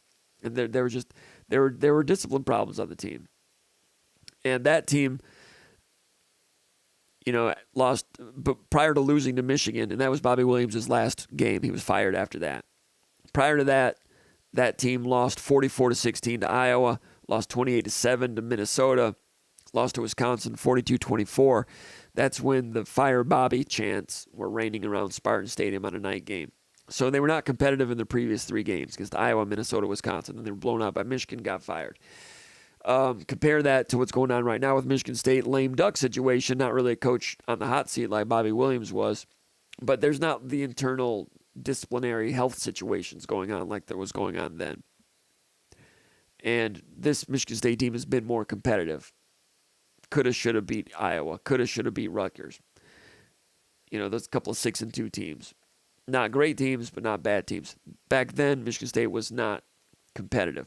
Lost to Michigan. Then they went and beat Indiana. Then they lost to Purdue or something. And at the end, they went to Penn State. Penn State was like number 15 in the country. Not a good Penn State team. And Penn State just destroyed them 61-7. Larry Johnson was the running back. Larry Johnson could have run for 500 yards that day. Michigan State was just not interested in taking on blocks and tackling. That team quit. They were a shell of themselves with all the problems going on, frankly, with drugs and so forth. So, no, this is not as bad as that yet. This team could bottom out and end up 2-10. I don't know. It's not as bad. But the rules back then were such that the next coach kept the roster intact. So Smoker had his problems, got himself cleaned up. John L. Smith comes in, had a real good year. Michigan State went 8-5. Defensive line wasn't bad. Offensive line wasn't bad. They retained Jeff Stoutland and went 8-5. So that was worse, but there was a safety net. This one's not as bad, but there's no safety net. The threat, the possibility of losing numbers of your roster, and the inability to put together a recruiting class, the difficulty to put together a recruiting class in 3 or 4 weeks, very difficult. John L. Smith was hired just before Christmas. Ron Mason was the athletic director. Mason did not engineer a very good coaching search. It delayed. Then all of a sudden, they did nothing. Talked to a couple coaches here and there. Painted himself in the corner, went with John L. Smith because few people internally suggested it. John L. Smith had a couple good years at Louisville, but he had lost his good assistant coaches. We talked about that before. Lost Nick Holt and Bobby Petrino. But Smith came in, and that first recruiting class of his was terrible because he was hired in late December, and by that time, I remember doing a number like the top 200 players in the Midwest. No, the top 100 in the Midwest, top 75 in the Midwest, whatever. Like 90% of them were committed elsewhere. He really didn't have much to choose from in that recruiting class. He had nothing in that first recruiting class. Now it could be even tougher because you have less time, although he was hired late. Question number 14, Dave from Golden Isles. He says, all these are important, but if you were the new head coach, how would you prioritize fixing the football team? Recruiting, transfer portal, quality control, etc. That's all important. It's all 33%. 33% recruiting, 33% player development, quality control. The portal is interesting. Coaches and programs are still, I mean, the data is still being put together as to how important it is. It is important. I mean, look at Clemson. They've not hit the portal, and it's cost them. There's a happy median in there somewhere. I don't think you can go wholesale portal every single year. Michigan State went wholesale portal. They struck gold with Kenneth Walker. It was like winning your first hand of blackjack in Las Vegas, and they kept doing it. You look at the people that come into the portal at Michigan State, it's not been overly impressive in terms of productivity. Jacoby Windman was pretty good. He's been hurt this year. He's gone out for the year. He was good. He was a UNLV guy that was moving up. Brule's played well the last couple of weeks. Last year, he had trouble getting situated. If they didn't have Brule right now, the linebacker situation would be even worse, obviously. A lot of the other ones have just been guys, you know. Would they have been better off in 2021 not bringing in 20 transfer guys and instead signing 10 more high school kids and not pushing guys out of the program? I don't know. It's they're thin right now, but they're playing hard together, which I give them credit because these guys haven't known each other that long. There's I think I counted like 18 scholarship players that are like fourth year, or third year guys. You know, redshirt seniors, redshirt juniors, redshirt sophomores. Like usually have 5 classes on a roster, right? Yeah, your true freshmen, your true sophomores, and then your 3 older classes. Of the 3 older classes, there's only like 18 scholarship guys left. They've moved people out. They thought they were discarding and improving. Not sure that turned out so great. So transfer portal, I mean, TCU did great in the transfer portal last year and frankly kind of lucked their way into the playoff. Didn't they lose? Did they lose to Kansas State in the Big 12 championship game? I don't know. They got in. They beat Michigan. Then you saw in the championship game, lost 61-7 to Georgia. TCU not so good this year. You know, went back into the portal. Good luck with that. You know, they've got Sonny Dykes, who, when he was at SMU, he really tried to live on the portal, kind of like Oakland University basketball. It's like, we're going to recruit Texans, they're going to go elsewhere, but then when they're not as great elsewhere, we're going to pick and choose and bring the best ones back home. Now, that's all well and good, but if you're bringing guys back home, what's wrong? Did they not start at the previous stop? And if they didn't start at the previous stop, why not? Chris Bogle didn't start at Florida. He's not been he played, 3 snaps last week? I don't know if he's hurt or not, but you're seeing defensive end snap count really kind of fluctuate. This last game, Chris Bogle, 3 snaps. I don't know if he's hurt or not. I know he was hurt earlier in the year. I don't know. I don't know, but he's been okay against the run. But then Adeleye coming in from A&M played 14 snaps. Meanwhile, you know, Zion Young doing okay, 45 snaps. Brandon Wright's playing more and more. He gets upfield a little bit too much, gets a little bit out of sorts, a little bit, I don't know if undisciplined is the right word, but leaves his gap open against the run a little bit here and there. But I tell you what, he had a pass rush against, was it the Rutgers game? A little shoulder dip, hip turn, ankle flex, accelerate. I'm like, gosh, that's not bad. So Brandon Wright, 37 snaps last week. Jalen Thompson, the true freshman from Detroit Cast Tech, 29 snaps and playing well. He's coming along nice. Avery Dunn, I don't know where he's been. I don't know if he was hurt or not. He looked kind of quick. 18 snaps. That guy had been out of the playing group. I don't know where he was. You know, they don't tell us when people are hurt and so forth. But with Jalen Thompson and Dunn playing more and Bogle and Adeleye playing less, it's just kind of interesting. But quality control is so important, and that gets back to player development and just quality control. You got to have that. You got to have recruiting. You got to have quality control, player development. A little bit, and some portal mixed in. I don't think it's a great idea to have 15 guys coming in from the portal every year. I mean, it might work for TCU once, but what are they doing now? I don't know. Not very good. But you need a little bit. You don't want to be Clemson. You don't want to be a program out there bringing in no one. But by and large, if you're Michigan State, if you're bringing someone in, from what I've seen, and I thought that this might be the case anyway, I think you look for a good group of 5 players. Hey, DeAndre Butler looked pretty good this year. And he'd gone from Auburn down to Liberty and then was coming back up to Michigan State. And I watched Liberty against Toledo in the bowl game last year after he committed to Michigan State. Toledo won that game, by the way. And I thought he was second stringer, and he's kind of looked like a guy. He looked better this year than I expected, looked better than he did that day. And looking at DeAndre Butler, I think he's got another year of eligibility left. I don't think he's used his red shirt. He went JUCO, and then he went Auburn, and then he went Liberty, and then he had the COVID year in there. And he didn't play more than 4 games this year. I think he can redshirt this year. I mean, I could ask about that, but honestly, if I asked Harlan Barnett, he's got so much on his mind, he wouldn't even know. Would Tucker know if he were still here? Yeah, he'd probably know. So I think Butler can come back, and if that injury was not too catastrophic, they could use him next year.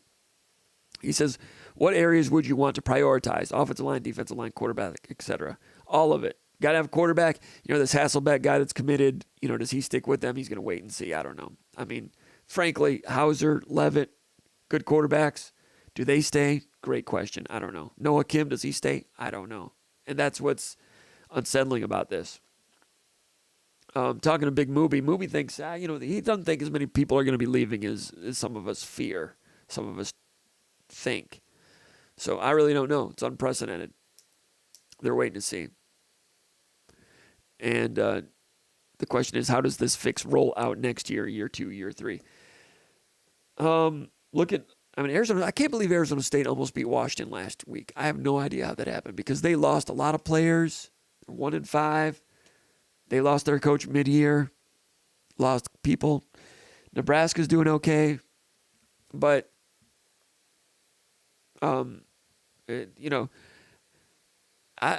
everybody expects 1 year improvement. Back in the old days in the 80s, when you hired a new coach, there was something called a 5-year plan. Man, nobody's got time for a 5-year plan anymore. Maybe justifiably so with the advent of the transfer portal. But there's not a lot of great big players in the transfer portal. You're not going to get many good linemen in the transfer portal. So any thoughts of revamping your interior in the portal? Good luck with that. And Michigan State does not have many young defensive tackles in the program. They've not recruited to it. When the former general manager was in charge, I don't know. He liked the portal and he liked 4 stars. And they did a lot of that, and they kept changing defensive line coaches. So he was making decisions on those. And I'm not sure how that's going to end up looking. Question 15, Bill from Byron Center. This is a long one. I don't know if I want to go through all this. He says, understandably, I have heard that the football coaching staff is extremely upset with Mel Tucker. He says he's ruined their coaching trajectory and upset their lives and families with his decisions and actions. He says, I have no doubt that the players and staff members feel the same way. He says, have you heard anything directly concerning this that you might be able to expound on a little further? That's a question. I've heard a little bit about that. It sounds like you've heard that, but no, I don't know any more than that to expand on it further. Additionally, he says, you noted a month or so ago that you previously observed some lame duck individuals from prior regimes that have backed off to some extent on their coaching responsibilities. I hope I conveyed your sentiments correctly, he says. Have you noted or noticed this with the current staff, or do you feel they are still full steam ahead? I've not noticed it. I'm not there to watch things on a day-to-day basis. On game day, they certainly seem engaged and they're into it. Jim Salgado spoke today, and he certainly seemed to me like a coach that enjoys going out to the field every day, and he's trying to get players to get better, trying to get a win. So I think he's good. Is everybody doing what they can in recruiting anymore? I kind of doubt it. We've talked to recruits, and they're hearing from Barnett and Lupinetti. Is it Leo Lupinetti? I forget his name. I should know it. The guy's Italian. I should know his name. But Lupinetti, I think is his name. He's one of the recruiting aides. He's doing a lot of work. Maybe a couple others. But no, because no one's going to – Michigan State got a commitment a couple weeks ago from a guy that committed to Michigan State over some HBCUs. And that's just kind of like a placeholder. We'll have to wait and see if the next staff brings him and keeps him or not. Barnett's doing what he can just to keep Michigan State current, really, for the next coach. He's just being a proper steward for the program, reaching out to 24s and 25s, bringing them on campus so they can see what the campus is about. Last week, not so good with what happened in the game. But Barnett is doing more than previous lame ducks. John L. Smith finished out his year as coach, and he didn't recruit anymore. Morris Watts replaced Bobby Williams, and they pretty much stopped recruiting. Barnett's doing more recruiting now than those three lame duck coaches. Perlis was fired in 94. He finished out his season, and they had a commitment from a linebacker named Monk that was related to Thelonious Monk, the piano and jazz great. He did not stick with Michigan State. He ended up at Boston College. They might have had one or two others. There was Nick Callis from Detroit Catholic Central, ended up at Iowa. Back then, most commitments took place like after Thanksgiving, back in the 90s. So there weren't as many to hold on to in 94. But Perlis, he stopped recruiting. I'm sure of it. I don't know that for a fact, but I think Barnett's recruiting more than those guys were. Still attempting to. You have to respect that. Question 16, Jim, you previously said you thought there was a 3% chance of Urban Meyer becoming the next coach. What percentage would you give now? He says, posting from my mom's basement while stuffing my face with Cheetos and Monster Energy drink. So that's, I don't know who that was that posted that, but it's good to see that he's eating all the right foods and drinking all the proper liquids.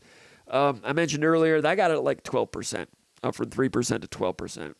Because the smoke is still there. Heard a little bit more about some of the airport stuff and some other things. And I know at the football level, there's more optimism if you're in the Urban Meyer camp. I'm not going there. There's some optimism there, but I'm still Urban Meyer still, even if all that is true, he still has to say yes. And I'm not sure that's going to happen. I don't know. You're asking me to forecast what another man's thinking. I don't know. Some of you are maybe better at body language and how he's responded to things in the past than I am. I don't know. Question 17. Let's go back over here to the comments area. We didn't hear from Big Mooby. He's standing us up tonight, but he's a busy man. It's understandable.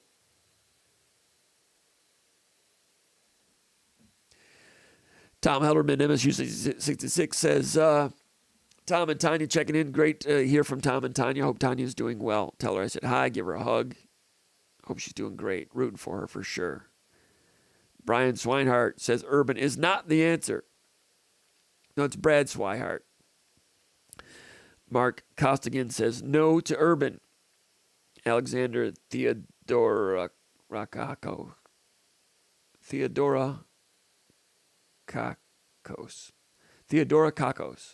Alexander Theodora Kakos says, anyone who says no to Urban Meyer wants to keep losing 49-0 to Michigan. Old Tuck says, Urban ain't coming to Michigan State. Mike Tressel's more likely. That's what Old Tuck says. Mark Webster says, throw a bag at Elko, make him say no. Really good coach competing at Duke of all places. I like Elko a lot too. Last night I watched the first half of the Florida State game against Duke. Duke's winning that game. Had a little pick six. Florida State gets a kickoff return because they're Florida State. I haven't seen the second half. Florida State pulled away and won at the end. Riley Leonard, the running back or the quarterback for Duke, I think he got hurt. But Duke is they're just buttoned up. They're physical. They change pictures on defense, and they don't screw themselves up. They're a well-coached team. And Elko, there is some interest there from Michigan State. It'll heat up later. We'll see what happens. But, Elko's in a situation, they like him at A&M. It sounds like A&M's not going to fire Jimbo Fisher. Elko was coordinator at A&M previously. Elko's doing well at Duke. But if you're at Duke and you're ambitious, and they're going to throw money at him, and it's all well and good down there, but if you stay at a place too long, you're going to start losing. So you want to strike while the iron's hot. Matt Campbell at Iowa State, you could say theoretically stayed too long. Now, they've turned it around. They beat Oklahoma State. They beat somebody else. If they finish like 8-4 or so, Matt Campbell, I think, becomes like a plan C to have on the back burner if they finish strong. And that would be impressive if he turned that around because they got a redshirt freshman quarterback. Not a great year to rebuild, but I don't know. So you don't want to stay at Duke too long. Strike while the iron's hot. Iron's hot now. Michigan State will pay. Michigan State's mobilizing some things for the Urban Meyer project. If that doesn't come through, you don't give all that to Elko, but at least you've organized that stuff. Maybe that would help. In the meantime, Michigan State's got to get their NIL situation straightened out. And any new coach is going to want to see it demonstrated that it's straightened out. And if you're a Michigan State fan, you can only hope and expect that that's the case. Wait and see on that one. Craig Go Green says, checking in from CC of Jackson. Beautiful day for golf. Country Club of Jackson. It was. I got up to like 76 today. I had the sound check. Tom Helderman says, you got lemon juice in that water? No, I've got a peppermint tea going on here, but Helderman did suggest lemon juice with tea and honey. I tried that, and I thought about that today, but I just went with this. And I was crack piping some, what do you call those things? Cough drops today, trying to get ready. Holding up so far, but appreciate your concern.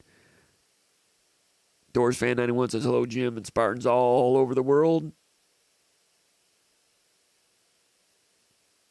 Got a lot of this way back during the sound check area portion of the program. All right, Brad Swihart says, with all that has transpired in recent years, the married old dude groping the co-ed in a bar probably isn't right to lead Michigan State football program. JS says, if it's Mike Tressel or Narduzzi, we might as well shut the program down. Truly awful choices. I think Old Tuck was joking when he said Mike Tressel. Nothing against Mike Tressel. Just not there right now. Young Feezy Baby says Jim is texting sources. What do we have here? All right, let's go back to the mailbag. Actually, let's see a couple more here. No thanks to Herb from Rocky Mountain Tom. I'm a little surprised by people saying that. I think the message board poll, I've not seen the latest poll, but I thought it was, I don't know, maybe somebody needs to do a poll again. But the approval rating for Meyer was pretty high. I don't know if there's been one since the Michigan game, but there's nothing like that type of loss to get people more rallied around it. But everybody's got opinions. I respect that. Looks like everybody's going to start turning on each other here.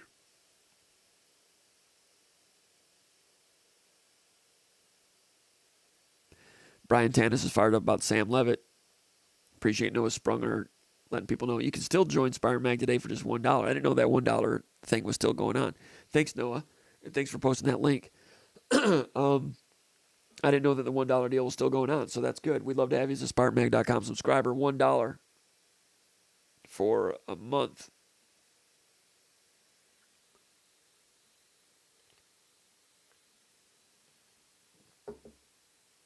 John Elke says Urban would be gone in 3 years, and the program would be looking for a head coach again. Possibly. Let's play what if fairy tale stuff. If it becomes Urban, if Urban Meyer became head coach at Michigan State, my guess is that there would be a lot of money for NIL that he would want to see established, and there would be a lot of money for assistant coaches, and there'd be a lot of money for an offensive coordinator, and there'd be a lot of offensive coordinators that would want to coach for him for a lot of money, with the idea that they would be the next Ryan Day, that if things turned out well, then the next head coach is the offensive coordinator. Could Michigan State go out? We're doing fairy tale here and get Grubb from Washington. I asked somebody that knows a lot about Grubb, and he said, man, it'd take a lot of money because Grubb might be close to getting a head coaching job at some point. Alabama came after Grubb real hard last year. He stayed there with DeBoer and Penix and all. But if you're worried about Meyer becoming a coach and moving on in 3 years, yeah, it might move on, but there might be a real good offensive coordinator. I don't know who that would be. We're talking fairy tales here. Meyer has had some health issues. Everybody knows that. He kind of burns out.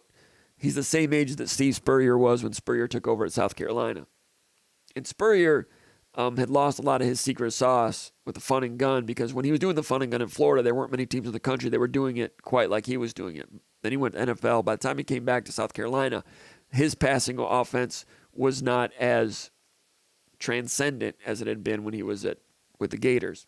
So he lost his secret sauce, and it took him a while. You know, Spurrier at South Carolina was like 7-6, 7-6, 7-6, 7-6, and then boom, boom, boom, had 3 straight top 10 seasons. And he got it turned around with more of a power running game.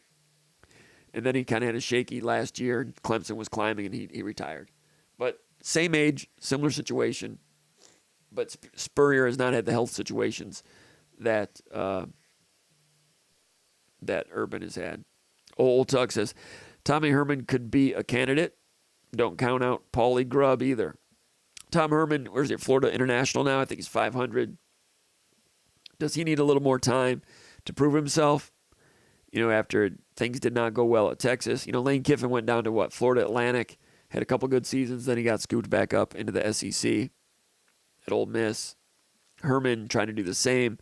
Herman is an interesting character. Things kind of went south at Texas pretty bad. He had a great run at Houston, and he was highly respected when he was at Ohio State. That's the other side of that coin, right? LSU thought they were going to get Tom Herman when they fired Orgeron. Herman instead ended up at Texas. LSU ended up with Orgeron. I guess when they fired Les Miles, that's when they thought they were going to get Herman. I'm not sure Herman's doing enough right now to, I don't know. I don't know if he would be on the radar or not. He kisses players on the cheek, I heard, before every game. It's interesting. Is that better than slapping them? I'm not sure. Spartan Dynasty says Herb. Brian Tannis says, what happened to Heartline? Nothing happened to Heartline. I don't know if Michigan State wants to hire a coordinator. I think they'd like to hire a coach who has coaching experience. But I wouldn't be surprised if they interviewed one assistant, if it goes that far. SpartanMag 99 says, is Barrow in the portal? Is Blackstock in the portal too? Yes and yes. We have a story on that at SpartanMag.com. Blackstock has been headed to the portal for a couple weeks. That's no surprise there. But it's just official now. All right, let's go back over here to the mailbag, and we'll get it finished up.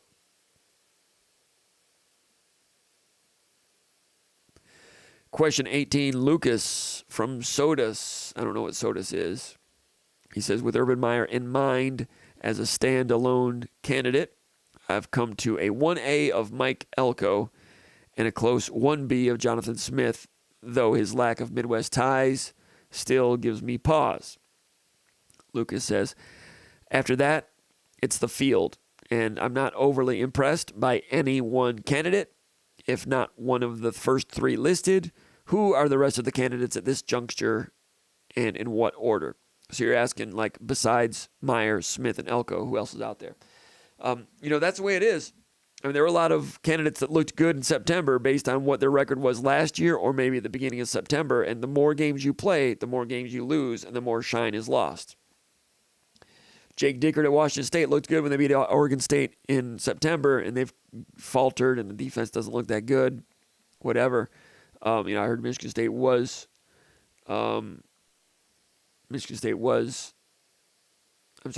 State could possibly still finish strong, and Michigan State was interested in Dickert. I detected that. Some early flare guns that went off. But he's, that's not looked good. I never detected that Michigan State was in on Charles Huff. And Marshall last year went 9-4. His background is impressive as a recruiter at Alabama, Penn State. He's been around some big-time programs. If he'd gone out this year and went 11-1, that'd have been like, wow, that's a Group of 5 candidate. But they beat Virginia Tech, which is good. Almost beat NC State, but now that they've lost to who? They lost to Middle Tennessee State, I think, and they lost to James Madison.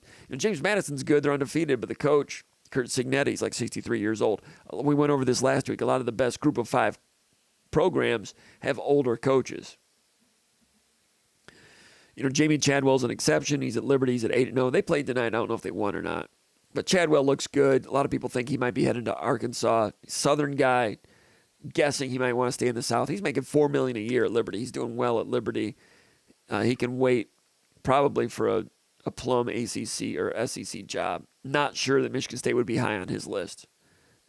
Not sure that he'd be a great fit at Michigan State. Good coach, though. Jamie Chadwell is. Oh, we got someone calling in here.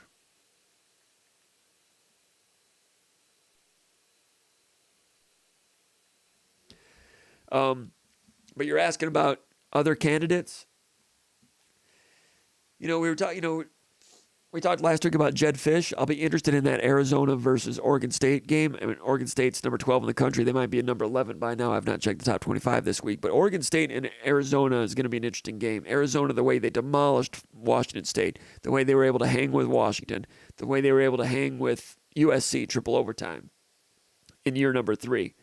Fish. But is Fish ultimately looking to get back into the NFL? Maybe. But if he came to Michigan State and did well enough to go to the NFL, that means that he had done well in the program. And I'm not afraid of coaches moving on. You know, that used to be a big problem, like when Saban left in '99, and it was a problem. But I don't know. I think if a coach leaves and the program's in good shape, with the way the Big Ten can pay, I think you just re-up. You look at what Notre Dame did. That's Notre Dame. You look at what Oklahoma did. No. Oh. To accept, press 1. To send a voicemail. All right, let's go out to Houston, Texas. Michigan State Observer Extraordinaire Nils Decco's on the line. Nils, what's going on? What do you at? What do you got? Thanks for calling in. Fantastic stuff tonight. Pretty entertaining. Thanks for calling Very in. entertaining. Thanks for Good calling stuff. in. Really? Well, Hey. what's so entertaining about it? I've just been yapping. I just think it's old school. You know, listen to somebody on the radio like you're listening to WJR, driving across 94 through Michigan or through on I-69 going from East Lansing to Wabash, Indiana. I'm a big fan of the radio, and I think your presentation is really good. So wow. But the first time I've really watched it in a while. But it's nice to the only good thing is though for all you people on YouTube, if you want to look up the 1987 Alexandria versus Wabash, Indiana football game, you can find me as my great sophomore football game. It's probably the only game online ever, but I won't go there. But my question is, I think I've seen that. The one thing we're missing What? is that all the great Michigan State coaches have had an affiliation with Michigan State. And the ones, Urban Meyer is Urban Meyer. Yeah. Elko doesn't know Michigan State. Jonathan Smith doesn't know Michigan State. And there's just so many things you have to deal with in order to have success at Michigan State. There's a reason Tom Izzo has been at Michigan State since 1983, right? Yeah. He knew the lay of the land. I think we're missing that. And I know no one wants Narduzzi.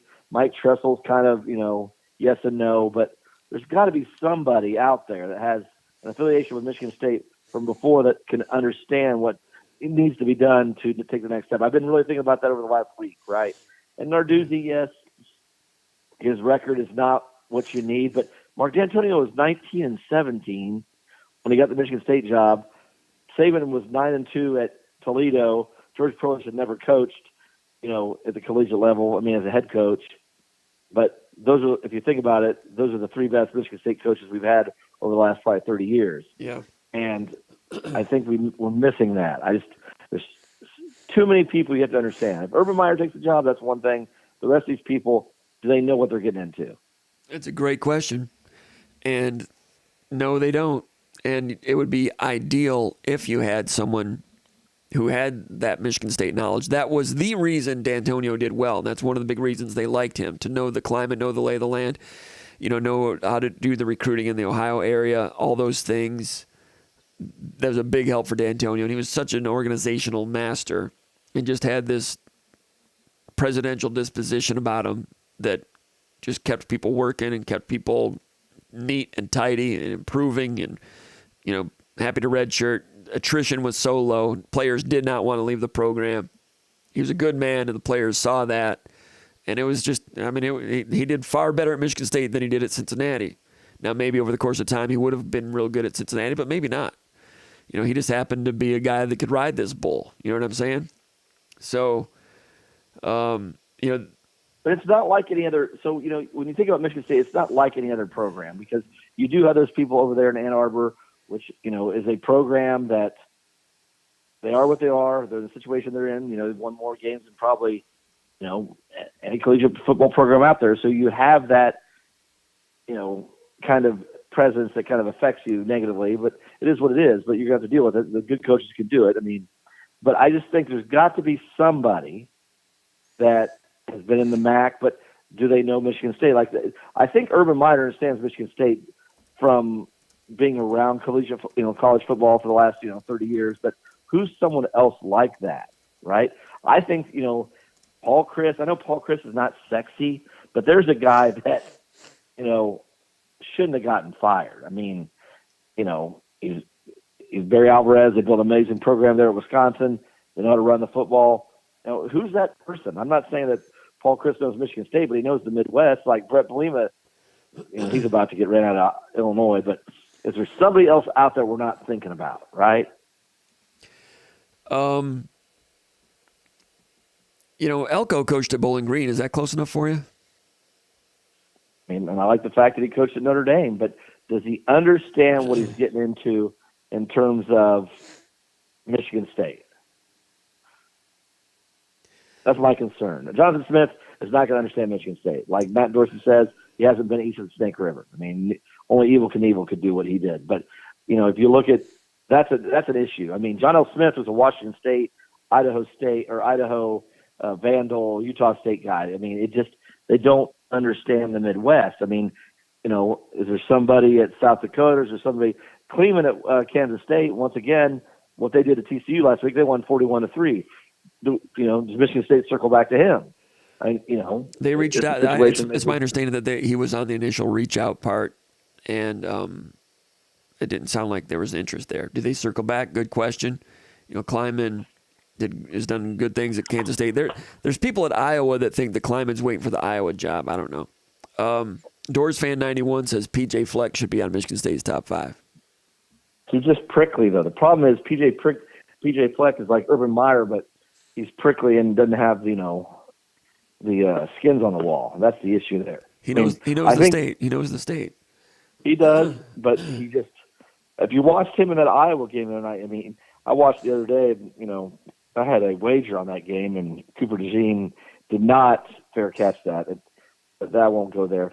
But PJ Fleck is. I mean, he's going to alienate people, and I don't think he's there yet. I know Narduzzi is a big fan of his. I think he was a position coach for Narduzzi at one time when I can't remember if they were in Northern Illinois or not, but he's a big fan of PJ Fleck. So I don't know. I mean, PJ Fleck would probably like to be the head coach of Michigan State because he realizes the ceiling's higher. You're going to be in a lot, more TV sets, but it just seems to me it's PJ Fleck would be able to recruit a quarterback more easily at Michigan State than he's been able to at Minnesota. That would make a big difference. And by the way, Tanner Morgan was a kid out of Kentucky that he found. PJ Fleck, by the way, would want this job. I don't know what his buyout is, but he would want this job now. So would Matt Campbell at Iowa State. Guaranteed. It's a better job than people realize, and I think a lot of people that Matt Campbell was coach at Iowa State, Ohio roots. A lot of people are like, no, but hey, Matt Campbell, if he builds it back up this year, I know they lost to Ohio U, and Ohio U is pretty good this year. Lost to them early when Iowa State's breaking in a freshman quarterback. Teams go like this. Kirk Ferentz goes 9-4, 10-1, back to 7-5, 6-6. Barry Alvarez would do that. 8, 9, 10 wins down to 6-6. Mark D'Antonio would do that. Mike Gundy does that at Oklahoma State. At Oklahoma State, at Iowa, at Michigan State, at Wisconsin, it's not a sin to have a couple of 6-6 years every once in a while. Iowa State has had a couple of 6-6 years. Do not assume that he's garbage. He's capable of building that thing back up. If you just happen to catch him right now, I don't know. I'm not saying he's plan A or even plan B, but if he rallies and plays well against Texas and wins those other games, I think he's in the chase group right now that could come back into contention. Because Nils, he wants the job. So here's my question. So my question is, okay, 15 years ago, there were 100 Division I football players out of Ohio every year, correct? Yes. I think there's like 66 now, right? How many was it that it used to be? There used to be about 100 back in the day when I started, following the stuff probably in the early 90s, right? When we used to do the, Tom Lemming call the 900 number and see if Robert Newkirk or DeVario Carter had committed or Raheem Miller from Rochester, New York. I mean, I could do that whole first recruiting class of Saban. You're like Bill Burke from Warren, Ohio, Courtney Ledyard. Courtney Ledyard. Yeah, Courtney Ledyard from Shaker Heights. Brian Simon. Where was he from? Up north. He was from the UP. Right? He's from the UP. He's from Sault Ste. Marie, I think. And his coach, I remember talking to his coach when we were doing interviews. Spartan Magazine, we did extensive stuff in every recruit. Oh, that was the best. There was nothing better than that when you would do a summation on a kid that, like Brian Simon, he'd have a half page on the kid, every attribute that he ever had. That he walked upright when he was 4 months old. That you broke it down like that. And Simon, his coach, I don't know where So he was garbage. his coach said he'll never last at Michigan State. He didn't And last 2 days. He lasted a week. Then he was recruited by the great Nick Saban. And Saban had a lot of busts early, like Artie Steinmetz. He let him leave. Who's the kid? Sean Murphy went to Cincinnati. He was okay. His 2-stars, they weren't called 2-stars back then. His lower tier recruits, he did not have a good success rate. Nick Saban did not have a good success rate with those guys at all. D'Antonio did. And now there's really not so much. Back then there'd be a commitment from somebody you've never heard of. That doesn't happen anymore because everybody is out there. Everybody's got a huddle page. Everybody knows what the visits are. Back then you would get a commitment from Brian Simon. Like, who is that? And there'd be about his recruiting classes, Saban's recruiting classes at Michigan State, like a 24-man class. There'd be like 6 good ones, 6 2-stars, and everybody else was middle tier. And the 5 or 6 2-stars every year did nothing. Like, was Alex Austin? Was he a guy from Pennsylvania? Yeah, he was. Jason Klein, the football player from Grosse Ile. Aaron Agler. Not Aaron Grosse Ile. Agler. Jason Klein, the basketball player, was from Grosse Ile. Jackson. Jason Klein, the football player, was from Allen Clark. Did nothing. Aaron Agler did nothing. There's a lot of them. We had the whole list back then. Saban's evaluation skills for 2-stars at Michigan State in his 4 recruiting classes was terrible. We didn't have the patience. He didn't want to go and he just wanted commitments. I don't know. We would judge it by how many letters did the player win. As you remember in Spartan Magazine, you were a bust if you did not win 2 letters. In the bust rate, you had Doors fan Ben Bott from Alabama. Ben Bott's one. Ben Bott is still around. He might even be a subscriber. I've gotten emails from him once in a while. He's still around. He's still lurking. He might be watching right now. Ben Bott, 6'7", like 280, right? He was originally from Okemos, wasn't he? Then he moved down to Alabama, played down there. Michigan State recruited him, and never won a letter. Nothing against him. He's a better football player than I ever was. That's for sure. He's better at football than I ever was in anything. Any of these guys. This is elite stuff when you get a scholarship at this level. Full respect. He did find Paul Ettinger though. That was a good pickup as a kicker. It's a big one. Brought him in as a punter initially and became the kicker, right? Yeah, he averaged like 41 yards a punt as a freshman. All right, you're Mr. Quiz guy, and I'm not here pushing candidates. You called in and asked about, there's got to be someone else out there. Can you tell me what town Matt Campbell's from? Where'd he grow up? I mean, is he from Alliance, Ohio? You're Mr. Trivia guy, but you don't have this one. He's from Massillon, Ohio. I know. Massillon, Where? Ohio. He's from Massillon. Oh yeah, where did he go then? Is he like with Chris Spielman? He would go to. He went to Mount Washington? Union. He went to Pitt, and then he ended up at Mount Union. Well, I knew he went to Mount Union. That's Alliance, Ohio. I mean, that's back in the day. I mean, best Division III program in the country. 43 years old. Forever. Head coach at Toledo, went to Iowa State, and he was the guy when Harbaugh was getting in trouble during the COVID year. Michigan was talking with Matt Campbell. He was the guy. He was the next in line. And that's one reason when D'Antonio retired, when Michigan State reached out to Campbell, it's my understanding they reached out, the search firm did, and Campbell was like, no, because he thought he was hotter than that coming out of 2020. So what does he think now? I mean, in 2020, now I think so. All right, he takes over at Toledo. I think after Pinkel, so he took over a good program. Went 9-4, 7-5, 9-4, 9-2. Gets a job at Iowa. I mean, he went 35-15 at Toledo. Kept that going. Goes to Iowa State. No, he didn't take over for Pinkel. He's way too young for that. Is he? Yeah. Yeah, you're right. So whoever left in 2010, Toledo. Anyway, goes to Iowa State. Goes 3-9, and then 8-5, 7-6, 9-3. Fiesta Bowl, number 9 team in the country. Then they do a Kirk Ferentz down to 7-6. Then 4-8 last year, which I understand. Now they're back up to 4-3 again. I'm just saying, keep an eye on him. If he turns it around and if he goes 8-4, But here's the thing. So he evaluates and finds Brock Purdy though. But here's the thing though. You have to give him proper credit.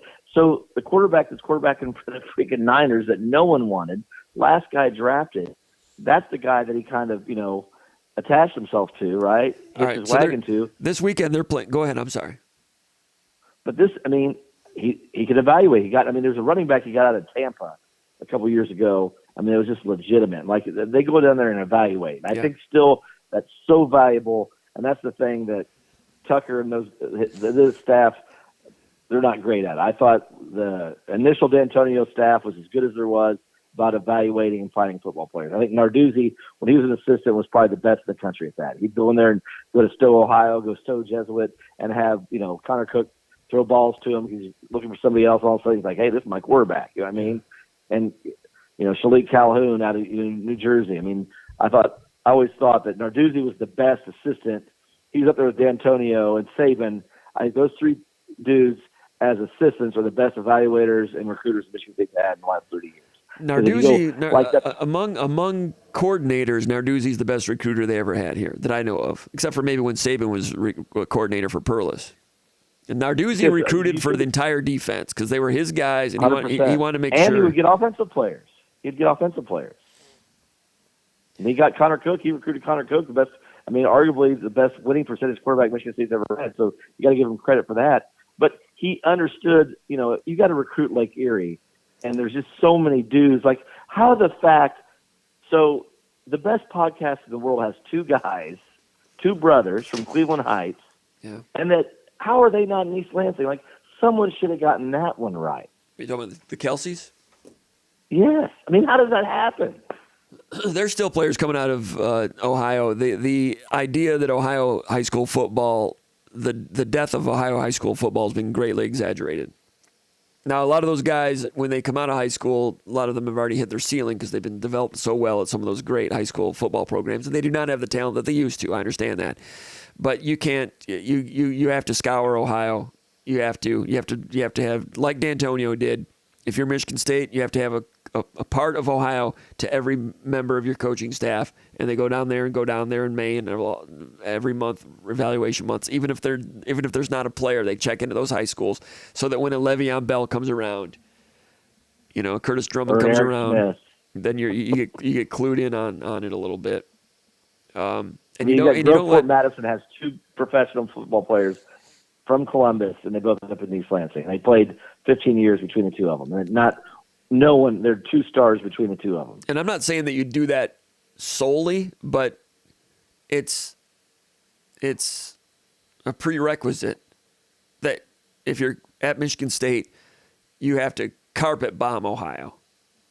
And maybe only get 4 or 5 a year out of there, but you nobody sneaks by you. You know who's going to the MAC. You know who's going where. You know who. Then you go out and you try to get 4 stars in Georgia and everywhere else. I'm not saying you don't do that, but on your way to Georgia, you better have a telescope on Ohio as well, and running backs at Walled Lake too. I know you're always going to lose players. Does Michigan State have any players from Cincinnati area right now on the roster? I don't think so. That's horrible. It's straight down 75. How hard can it get? Pretty good football there, and I know they all well coached, and they try to do well in Georgia, and they've offensive line recruiting. They've gone coast to coast, and I like the offensive linemen that are in the program. So, and he's got the two twins are committed from Ohio right now. I don't know if that's going to stay that way or not, but. I don't know. Let's look at the roster. All right, so Iowa State plays this weekend at Baylor. They going to win that game? Yeah, Baylor. I think Baylor's struggling. Well, this is an interesting one. Then the next week they play Lance Leipold and Kansas. I don't know if Kansas is going to have their quarterback back or not, but Leipold is a good coach. He's 59. Well, guess what, though? Here's the good thing is that they're going to play Kansas at the right time because Kansas plays Oklahoma this week. And like you said earlier, Michigan State got tenderized. Kansas is going to get tenderized. Well, they win that so game. They're playing them at the right time. I'm going through the roster right now. I'm at number 13, number 14. I have not hit an Ohio guy. All right, Angelo Gross from Ohio. Was he a Was he a D'Antonio commitment? Yeah, he was Barnett when Barnett was still there. I mean, I think he was You sure? He's one of the last ones. I mean, Barnett recruited him out, I think, as a junior. And then, yeah, it was D'Antonio. D'Antonio had him. All right, I'm still looking. I'm into the. All right, here's one. Brandon Wright. That's a D'Antonio running back. And he's starting now. From Euclid. Say what you want about D'Antonio's recruiting class, but there's a D'Antonio running back recruit that's starting at defensive Well, he end. stuck around, like you said. He's a fifth-year guy, but, you know, he needs to be 25 snaps, but he shouldn't be on first down. He's a third down defensive Right. end. I don't know what they're playing him at first down. Like, what is he out there for? They'll run right at him, then wear him out. I'm not sure they got a lot to choose from. I mean, Avery Dunn was good last year. The last 3 or 4 games, Avery Dunn was good. I don't know what happened to him. He played against Michigan. Did you see him at the end in the fourth quarter? Yeah, and I was like, what happened to him? I forgot about the dude. It's And amazing how you forget about these dudes. And he looked okay, didn't he? He always does. He plays well. He shows up, and guess where he's from? Ohio. And Shaker Heights. and who signed him? D'Antonio. What?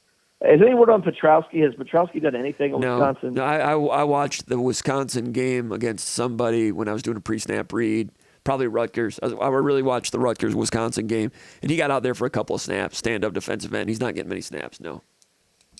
No, he was maxed out. He was maxed out. He was a good high school player and a good freshman, but never got any better. Maxed out, which that's that's all part right. of the problem. He's got that Ohio and Texas have that same issue. I was talking to Randy Rogers about that. Randy Rogers, who used to be the recruiting coordinator at Illinois and Texas, and he ran the Randy Rogers recruiting service. And I talked to him on the phone tonight, and he was saying the same thing. It's like, you know, some of these kids are so well coached in Ohio and Texas that, you know, first and second year they're great in college, but their ceiling is done. It's like Sam Ellinger, who plays for the Colts, right? Gardner Minshew is the quarterback now because Anthony Richardson's out. Sam Ellinger is going to be a career backup. You know, and he was an all-time Texas great at Austin Westlake, same high school that Drew Brees and Nick Foles went to. But, you know, they're coached so well at the high school level, there's not much more development for them when they get to the, you know, collegiate level. Mm-hmm. All right, I'm still going through this thing. I'm going to – gosh, okay, here's one. Montori Foster from Cleveland, Glenville. No, St. Edward. That was a Tucker one. It's like the only one. Avery Dunn. That wasn't a Tucker one. He was a late D'Antonio recruit. Was he? Yes. He was like the last. He was like he was a good 11th basketball hour. player. Yeah, he was 11th hour Yeah. D'Antonio, right? Yep. There's only 7 players on the roster from Ohio.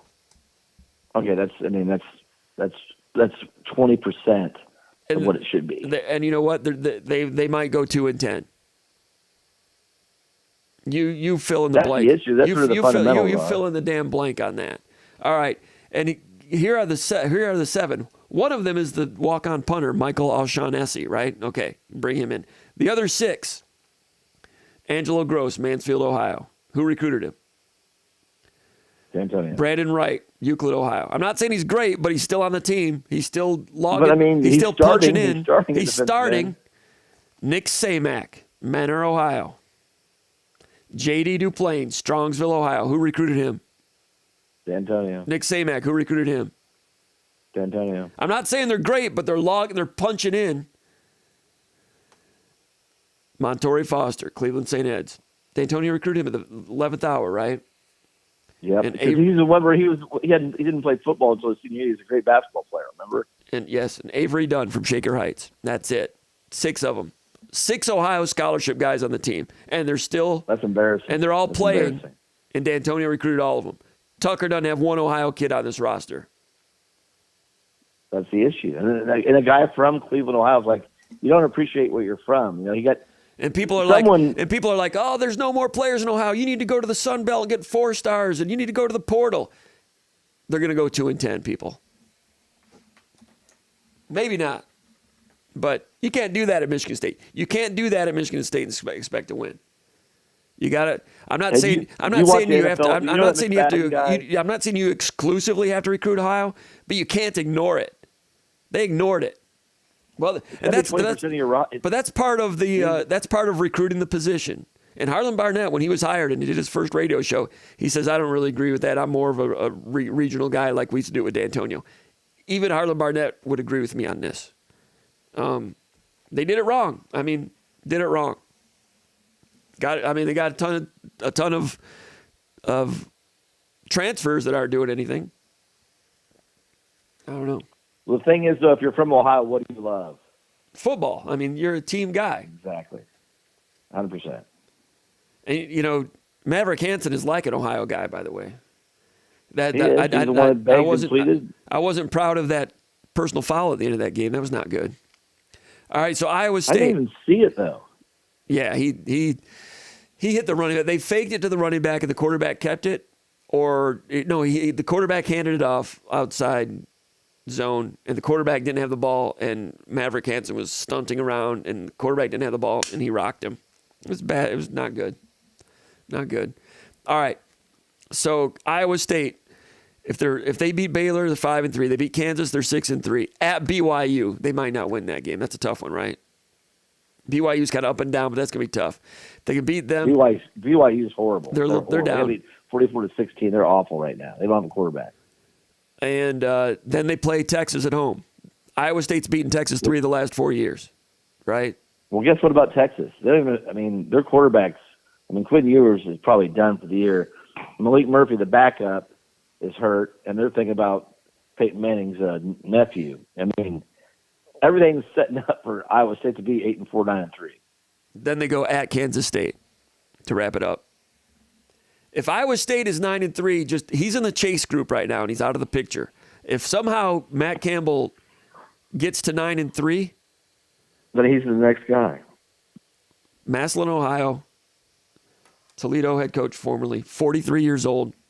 Had a bad year last year, went 4-8. Hey, Brian Kelly went 4-8 one year. Well, you lost your quarterback, though. Remember, though, you lost your quarterback that probably would have won a Super Bowl if he doesn't get hurt against the Eagles. Your quarterback, who was the last person drafted in the NFL draft, you lose him, you're going 4-8 because you evaluated and found a guy that no one else wanted. Bubba Purdy is as good as Brock Purdy, his brother's Bubba. But, Brock Purdy, he lost his first start the other night. He's lost the first two starts he's lost in the NFL. Evaluation. Matt Campbell, you turn him loose in Ohio a little bit and recruit national a little bit. You could do a lot worse than that. He did offer my nephew before anybody else. True story. So he's somebody from Iowa State. I don't know if it was him or one of his assistants. So my nephew was messing around 2 years ago, and my nephew's got a 40-inch vertical leap. So he hits his head on the ceiling. And the coach goes, can you do that again? He goes, oh, yeah, I can do that again. And so he does it again. They offer him 10 minutes later. If Iowa State was closer to Indiana, he probably would have gone there. But, they evaluate. They evaluate, athletic ability. Have to. That's how, how you mold players. That's the whole thing, though. You can't go off a list. You got to see what they look like. And you have to have guys that have higher ceilings, like the ones that have played 2 and 3 and 4 sports, like that Cooper DeJean guy at Iowa, right? He scored 1,800 points in high school basketball. He's just starting to figure out football. I'm just saying we've put such an emphasis on playing one sport. We narrow these kids down. Their ceilings aren't as high. Let them be like a 3A kid in Texas, in the east part of the state, or in Louisiana. Look at Keon Coleman, right? So I know I'm going to rub salt in the wound for everybody, but he was just figuring out football. Guess who's going to be a top 15 draft pick? And that's the one guy that Tucker figured out, and he didn't have the wherewithal to figure out to keep the guy. But that guy played more sports than just one. I want multi-sport athletes. I don't want these guys that are just one-trick ponies. I want a guy that's offensive lineman that's going to be a wrestler and a shot putter and have the flexibility and be able to do lots of different things. Because once you have him, do one sport, then he'll take, the necessary, steps to be great. But these guys that are just been in a football program and at a high school like in Allen, Texas, with 7,000 students and been in football 7 hours a day or 7 hours a week for 4 years, their ceiling's not as high. So then they tap out. They're not as good. You see a lot of that down here. But I just think you need multi-sport athletes. And Foster, right? Great basketball player. His best football is ahead of him. He'll play in the NFL. I think he has a higher ceiling than Jalen Naylor. So, I know I'm going to tangent. That's what I'm thinking today. What about Jamie Chadwell at Liberty? What's his future? I don't know enough about him. I don't like. I mean, the Southern coaches don't appreciate the North. The North coach appreciate the South. I want some guy that understands what the Big Ten's like. He's never been in the Big Ten. If you haven't coached in the Big Ten and been in one of the stadiums, or a guy like Matt Campbell, like you're saying, makes perfect sense, right? Yeah. He was born and bred. He's from Massillon, Ohio. Not a better town for football in the whole United States. He understands it. Jamie Chadwell's not going to understand it. He's a Tennessee guy. Maybe he understands that aspect, but he doesn't understand Big Ten football. You've got to understand what the allure is. I agree. Not, I agree. I think Chadwell's going to do well somewhere, but the fit is so important, and that's a good way to put it. I don't think he's going to get it. I don't think Michigan State would get him, and he wouldn't get Michigan State. Yeah, I mean, looking back at it, I made this observation VCast a couple of weeks ago. Credit to Iowa when they went out to North Texas State and got Hayden Fry, because that fit didn't make sense either, right? But it worked. But different era, of course. But in terms of mid-major football coaches from the South making it in the Big Ten, there's not been a lot of them that I can think of. Not many have tried, but the fit thing is part of it. That's a thing, right? I think you have to have someone like Hayden Fry that was, like you talk about just a good dude. I mean, he transcends the whole university. What a great hire that was, though. What a great hire that was. I wonder how that went. He was at SMU, though. Remember, he was at SMU as well. Okay. That's what people forget. My bad. And I think he recruited Jerry Levias was the first African American player that ever played the Southwest Conference, and that was one of his recruits. So I mean, he was just so ahead of the game. He was the guy that understood it before anybody else down in Texas did. So, and the funny thing was when he was at Iowa and he started going into Iowa, he was regarded as he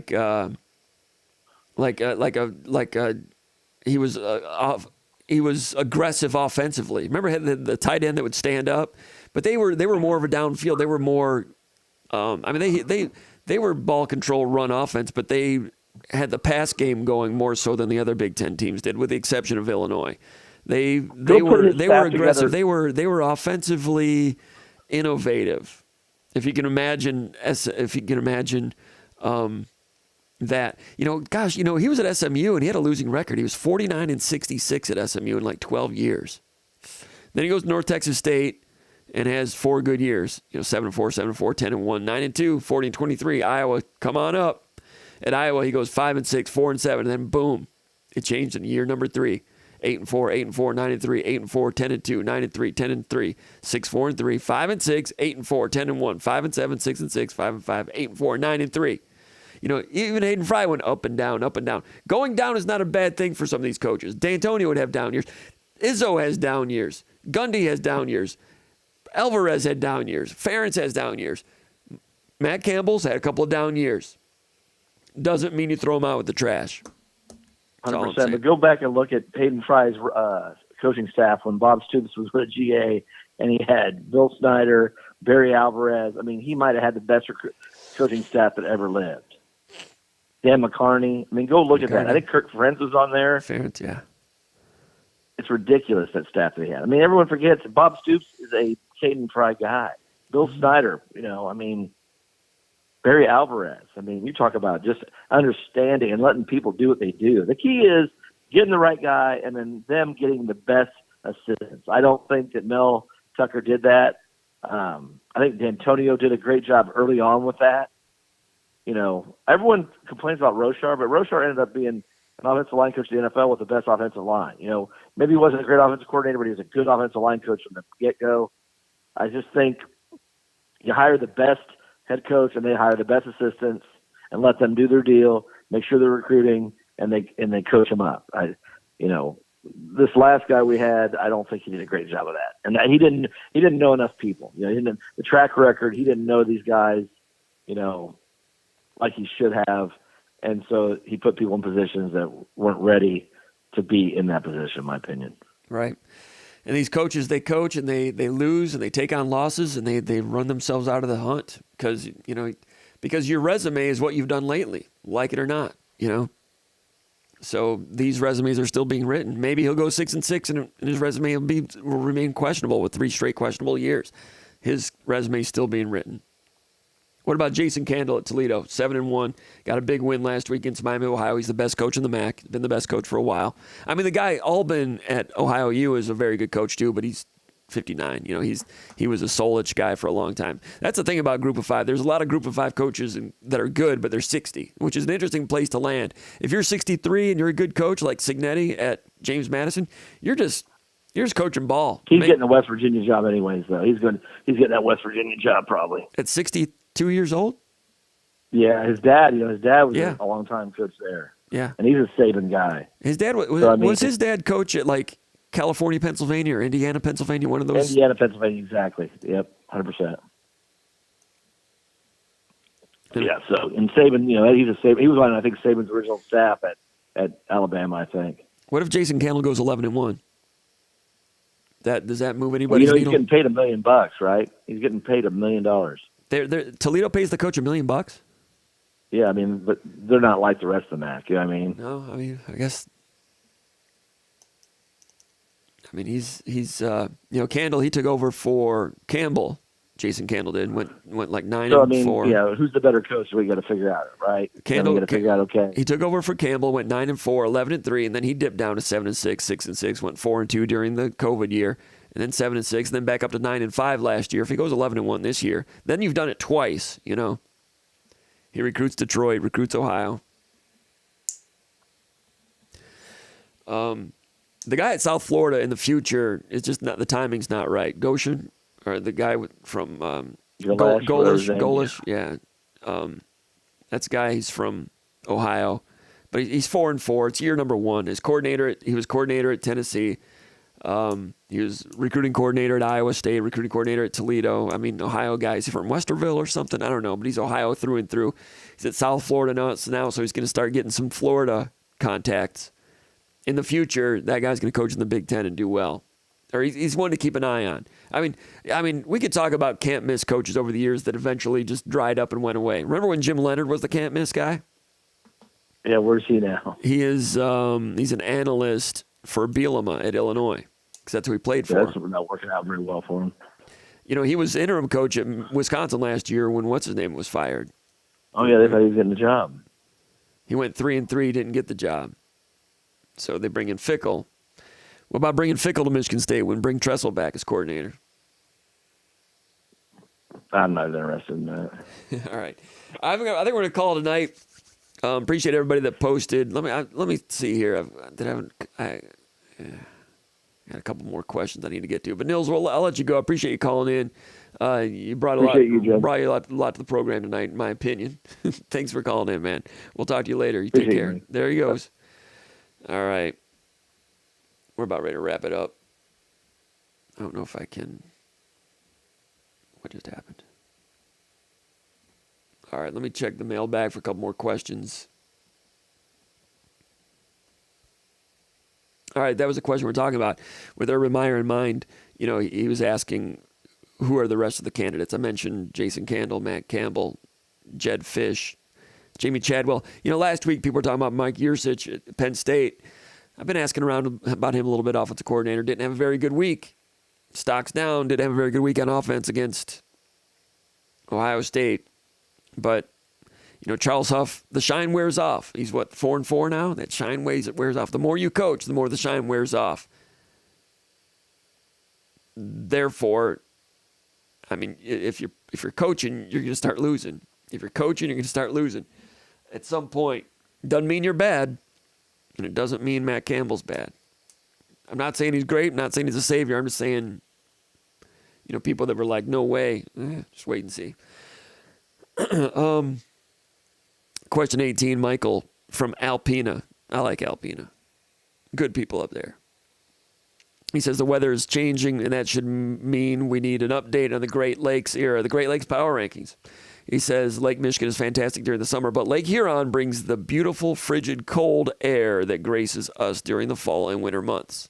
Now, he's biased. He's from Alpena. That's on the Sunrise side of the state. That's Lake Huron. He says Lake Michigan is fantastic, but Lake Huron brings the beautiful, frigid, cold air that graces us during the fall and winter months.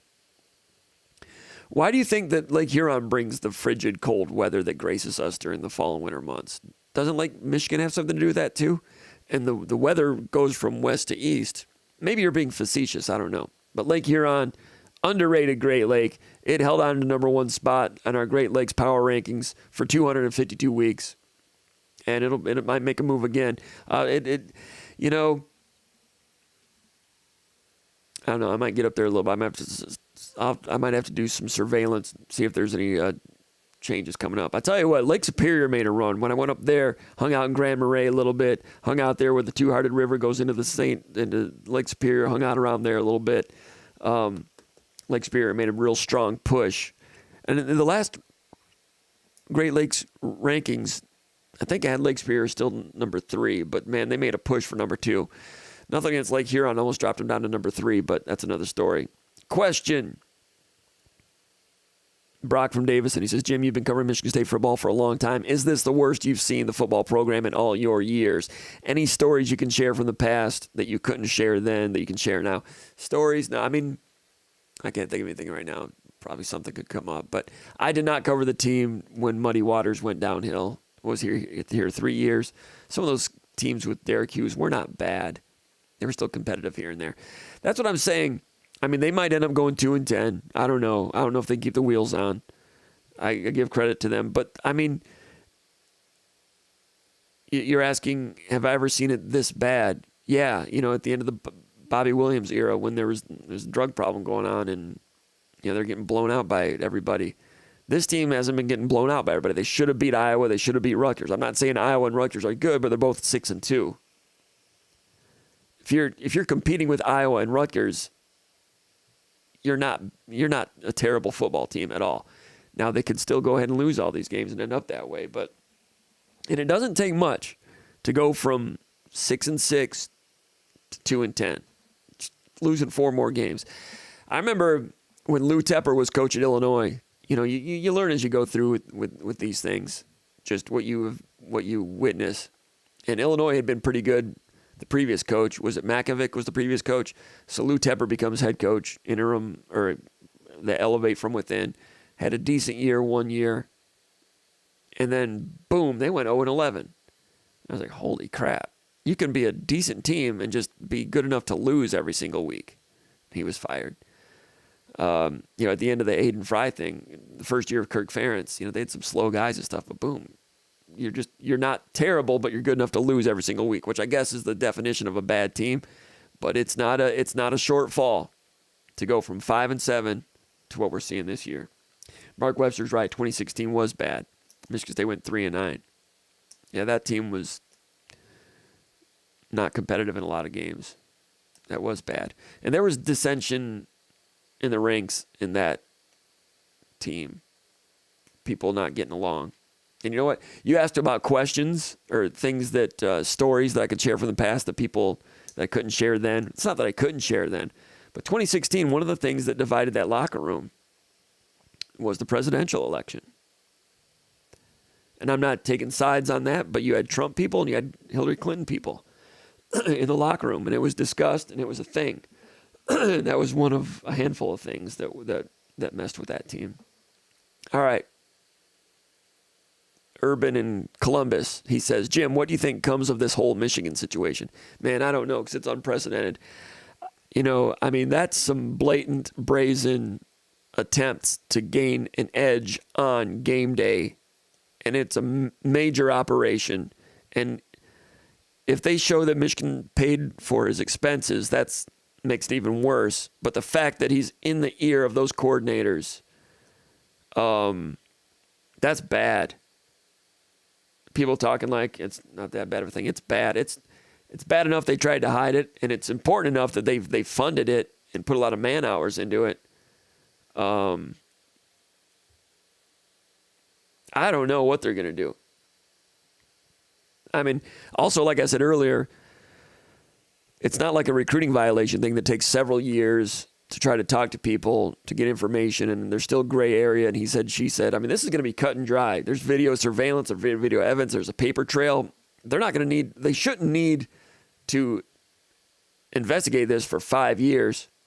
They may want to continue to investigate it after the season, But this thing could be cut and dried, I would think, within a few weeks. Why not? You ask me what should happen? I mean, I don't know. I don't know what's going to happen. It's fascinating, and that's all everybody was talking about this week. So anyway, we're going to wrap it up. We're going to wrap it up. Appreciate everybody tuning in and all the questions, mailbag questions, and the likes and the subscribers here. We're over 8,000 subscribers of the channel now. We appreciate everybody that's joined us. And we always welcome more subscribers over at SpartanMag.com. $1 American dollar, $1. That's 100 pennies. You can try SpartanMag.com as we continue to keep our ear to the ground on the coaching situation. So appreciate everybody, all the support. Appreciate everybody checking in and all the posts, all the regulars, all the newbies, everybody. Everybody take care of one another. Have a good day. And enjoy wherever you are another October day tomorrow. Weather is beautiful in the Great Lakes state right now with the leaves and everything. Hope everybody's safe and enjoying yourself. We'll talk to you soon. We'll be back next week. We got coverage. We didn't talk basketball. I was going to talk to basketball with Nils about the exhibition heading into the Tennessee game. We'll revamp. We'll take another look at that when we come back next week. Got a big exhibition Wednesday. Not a big one, but an exhibition. Then the big exhibition Sunday, Tennessee. Minnesota game this weekend. We'll see if Michigan State can keep fighting and keep giving good effort. I respect them a lot for that, for sure. We'll be up there covering that. Appreciate everybody tuning in. We'll see you next time. Thanks for joining us at Spartan Mag Live. See you next time. Take care.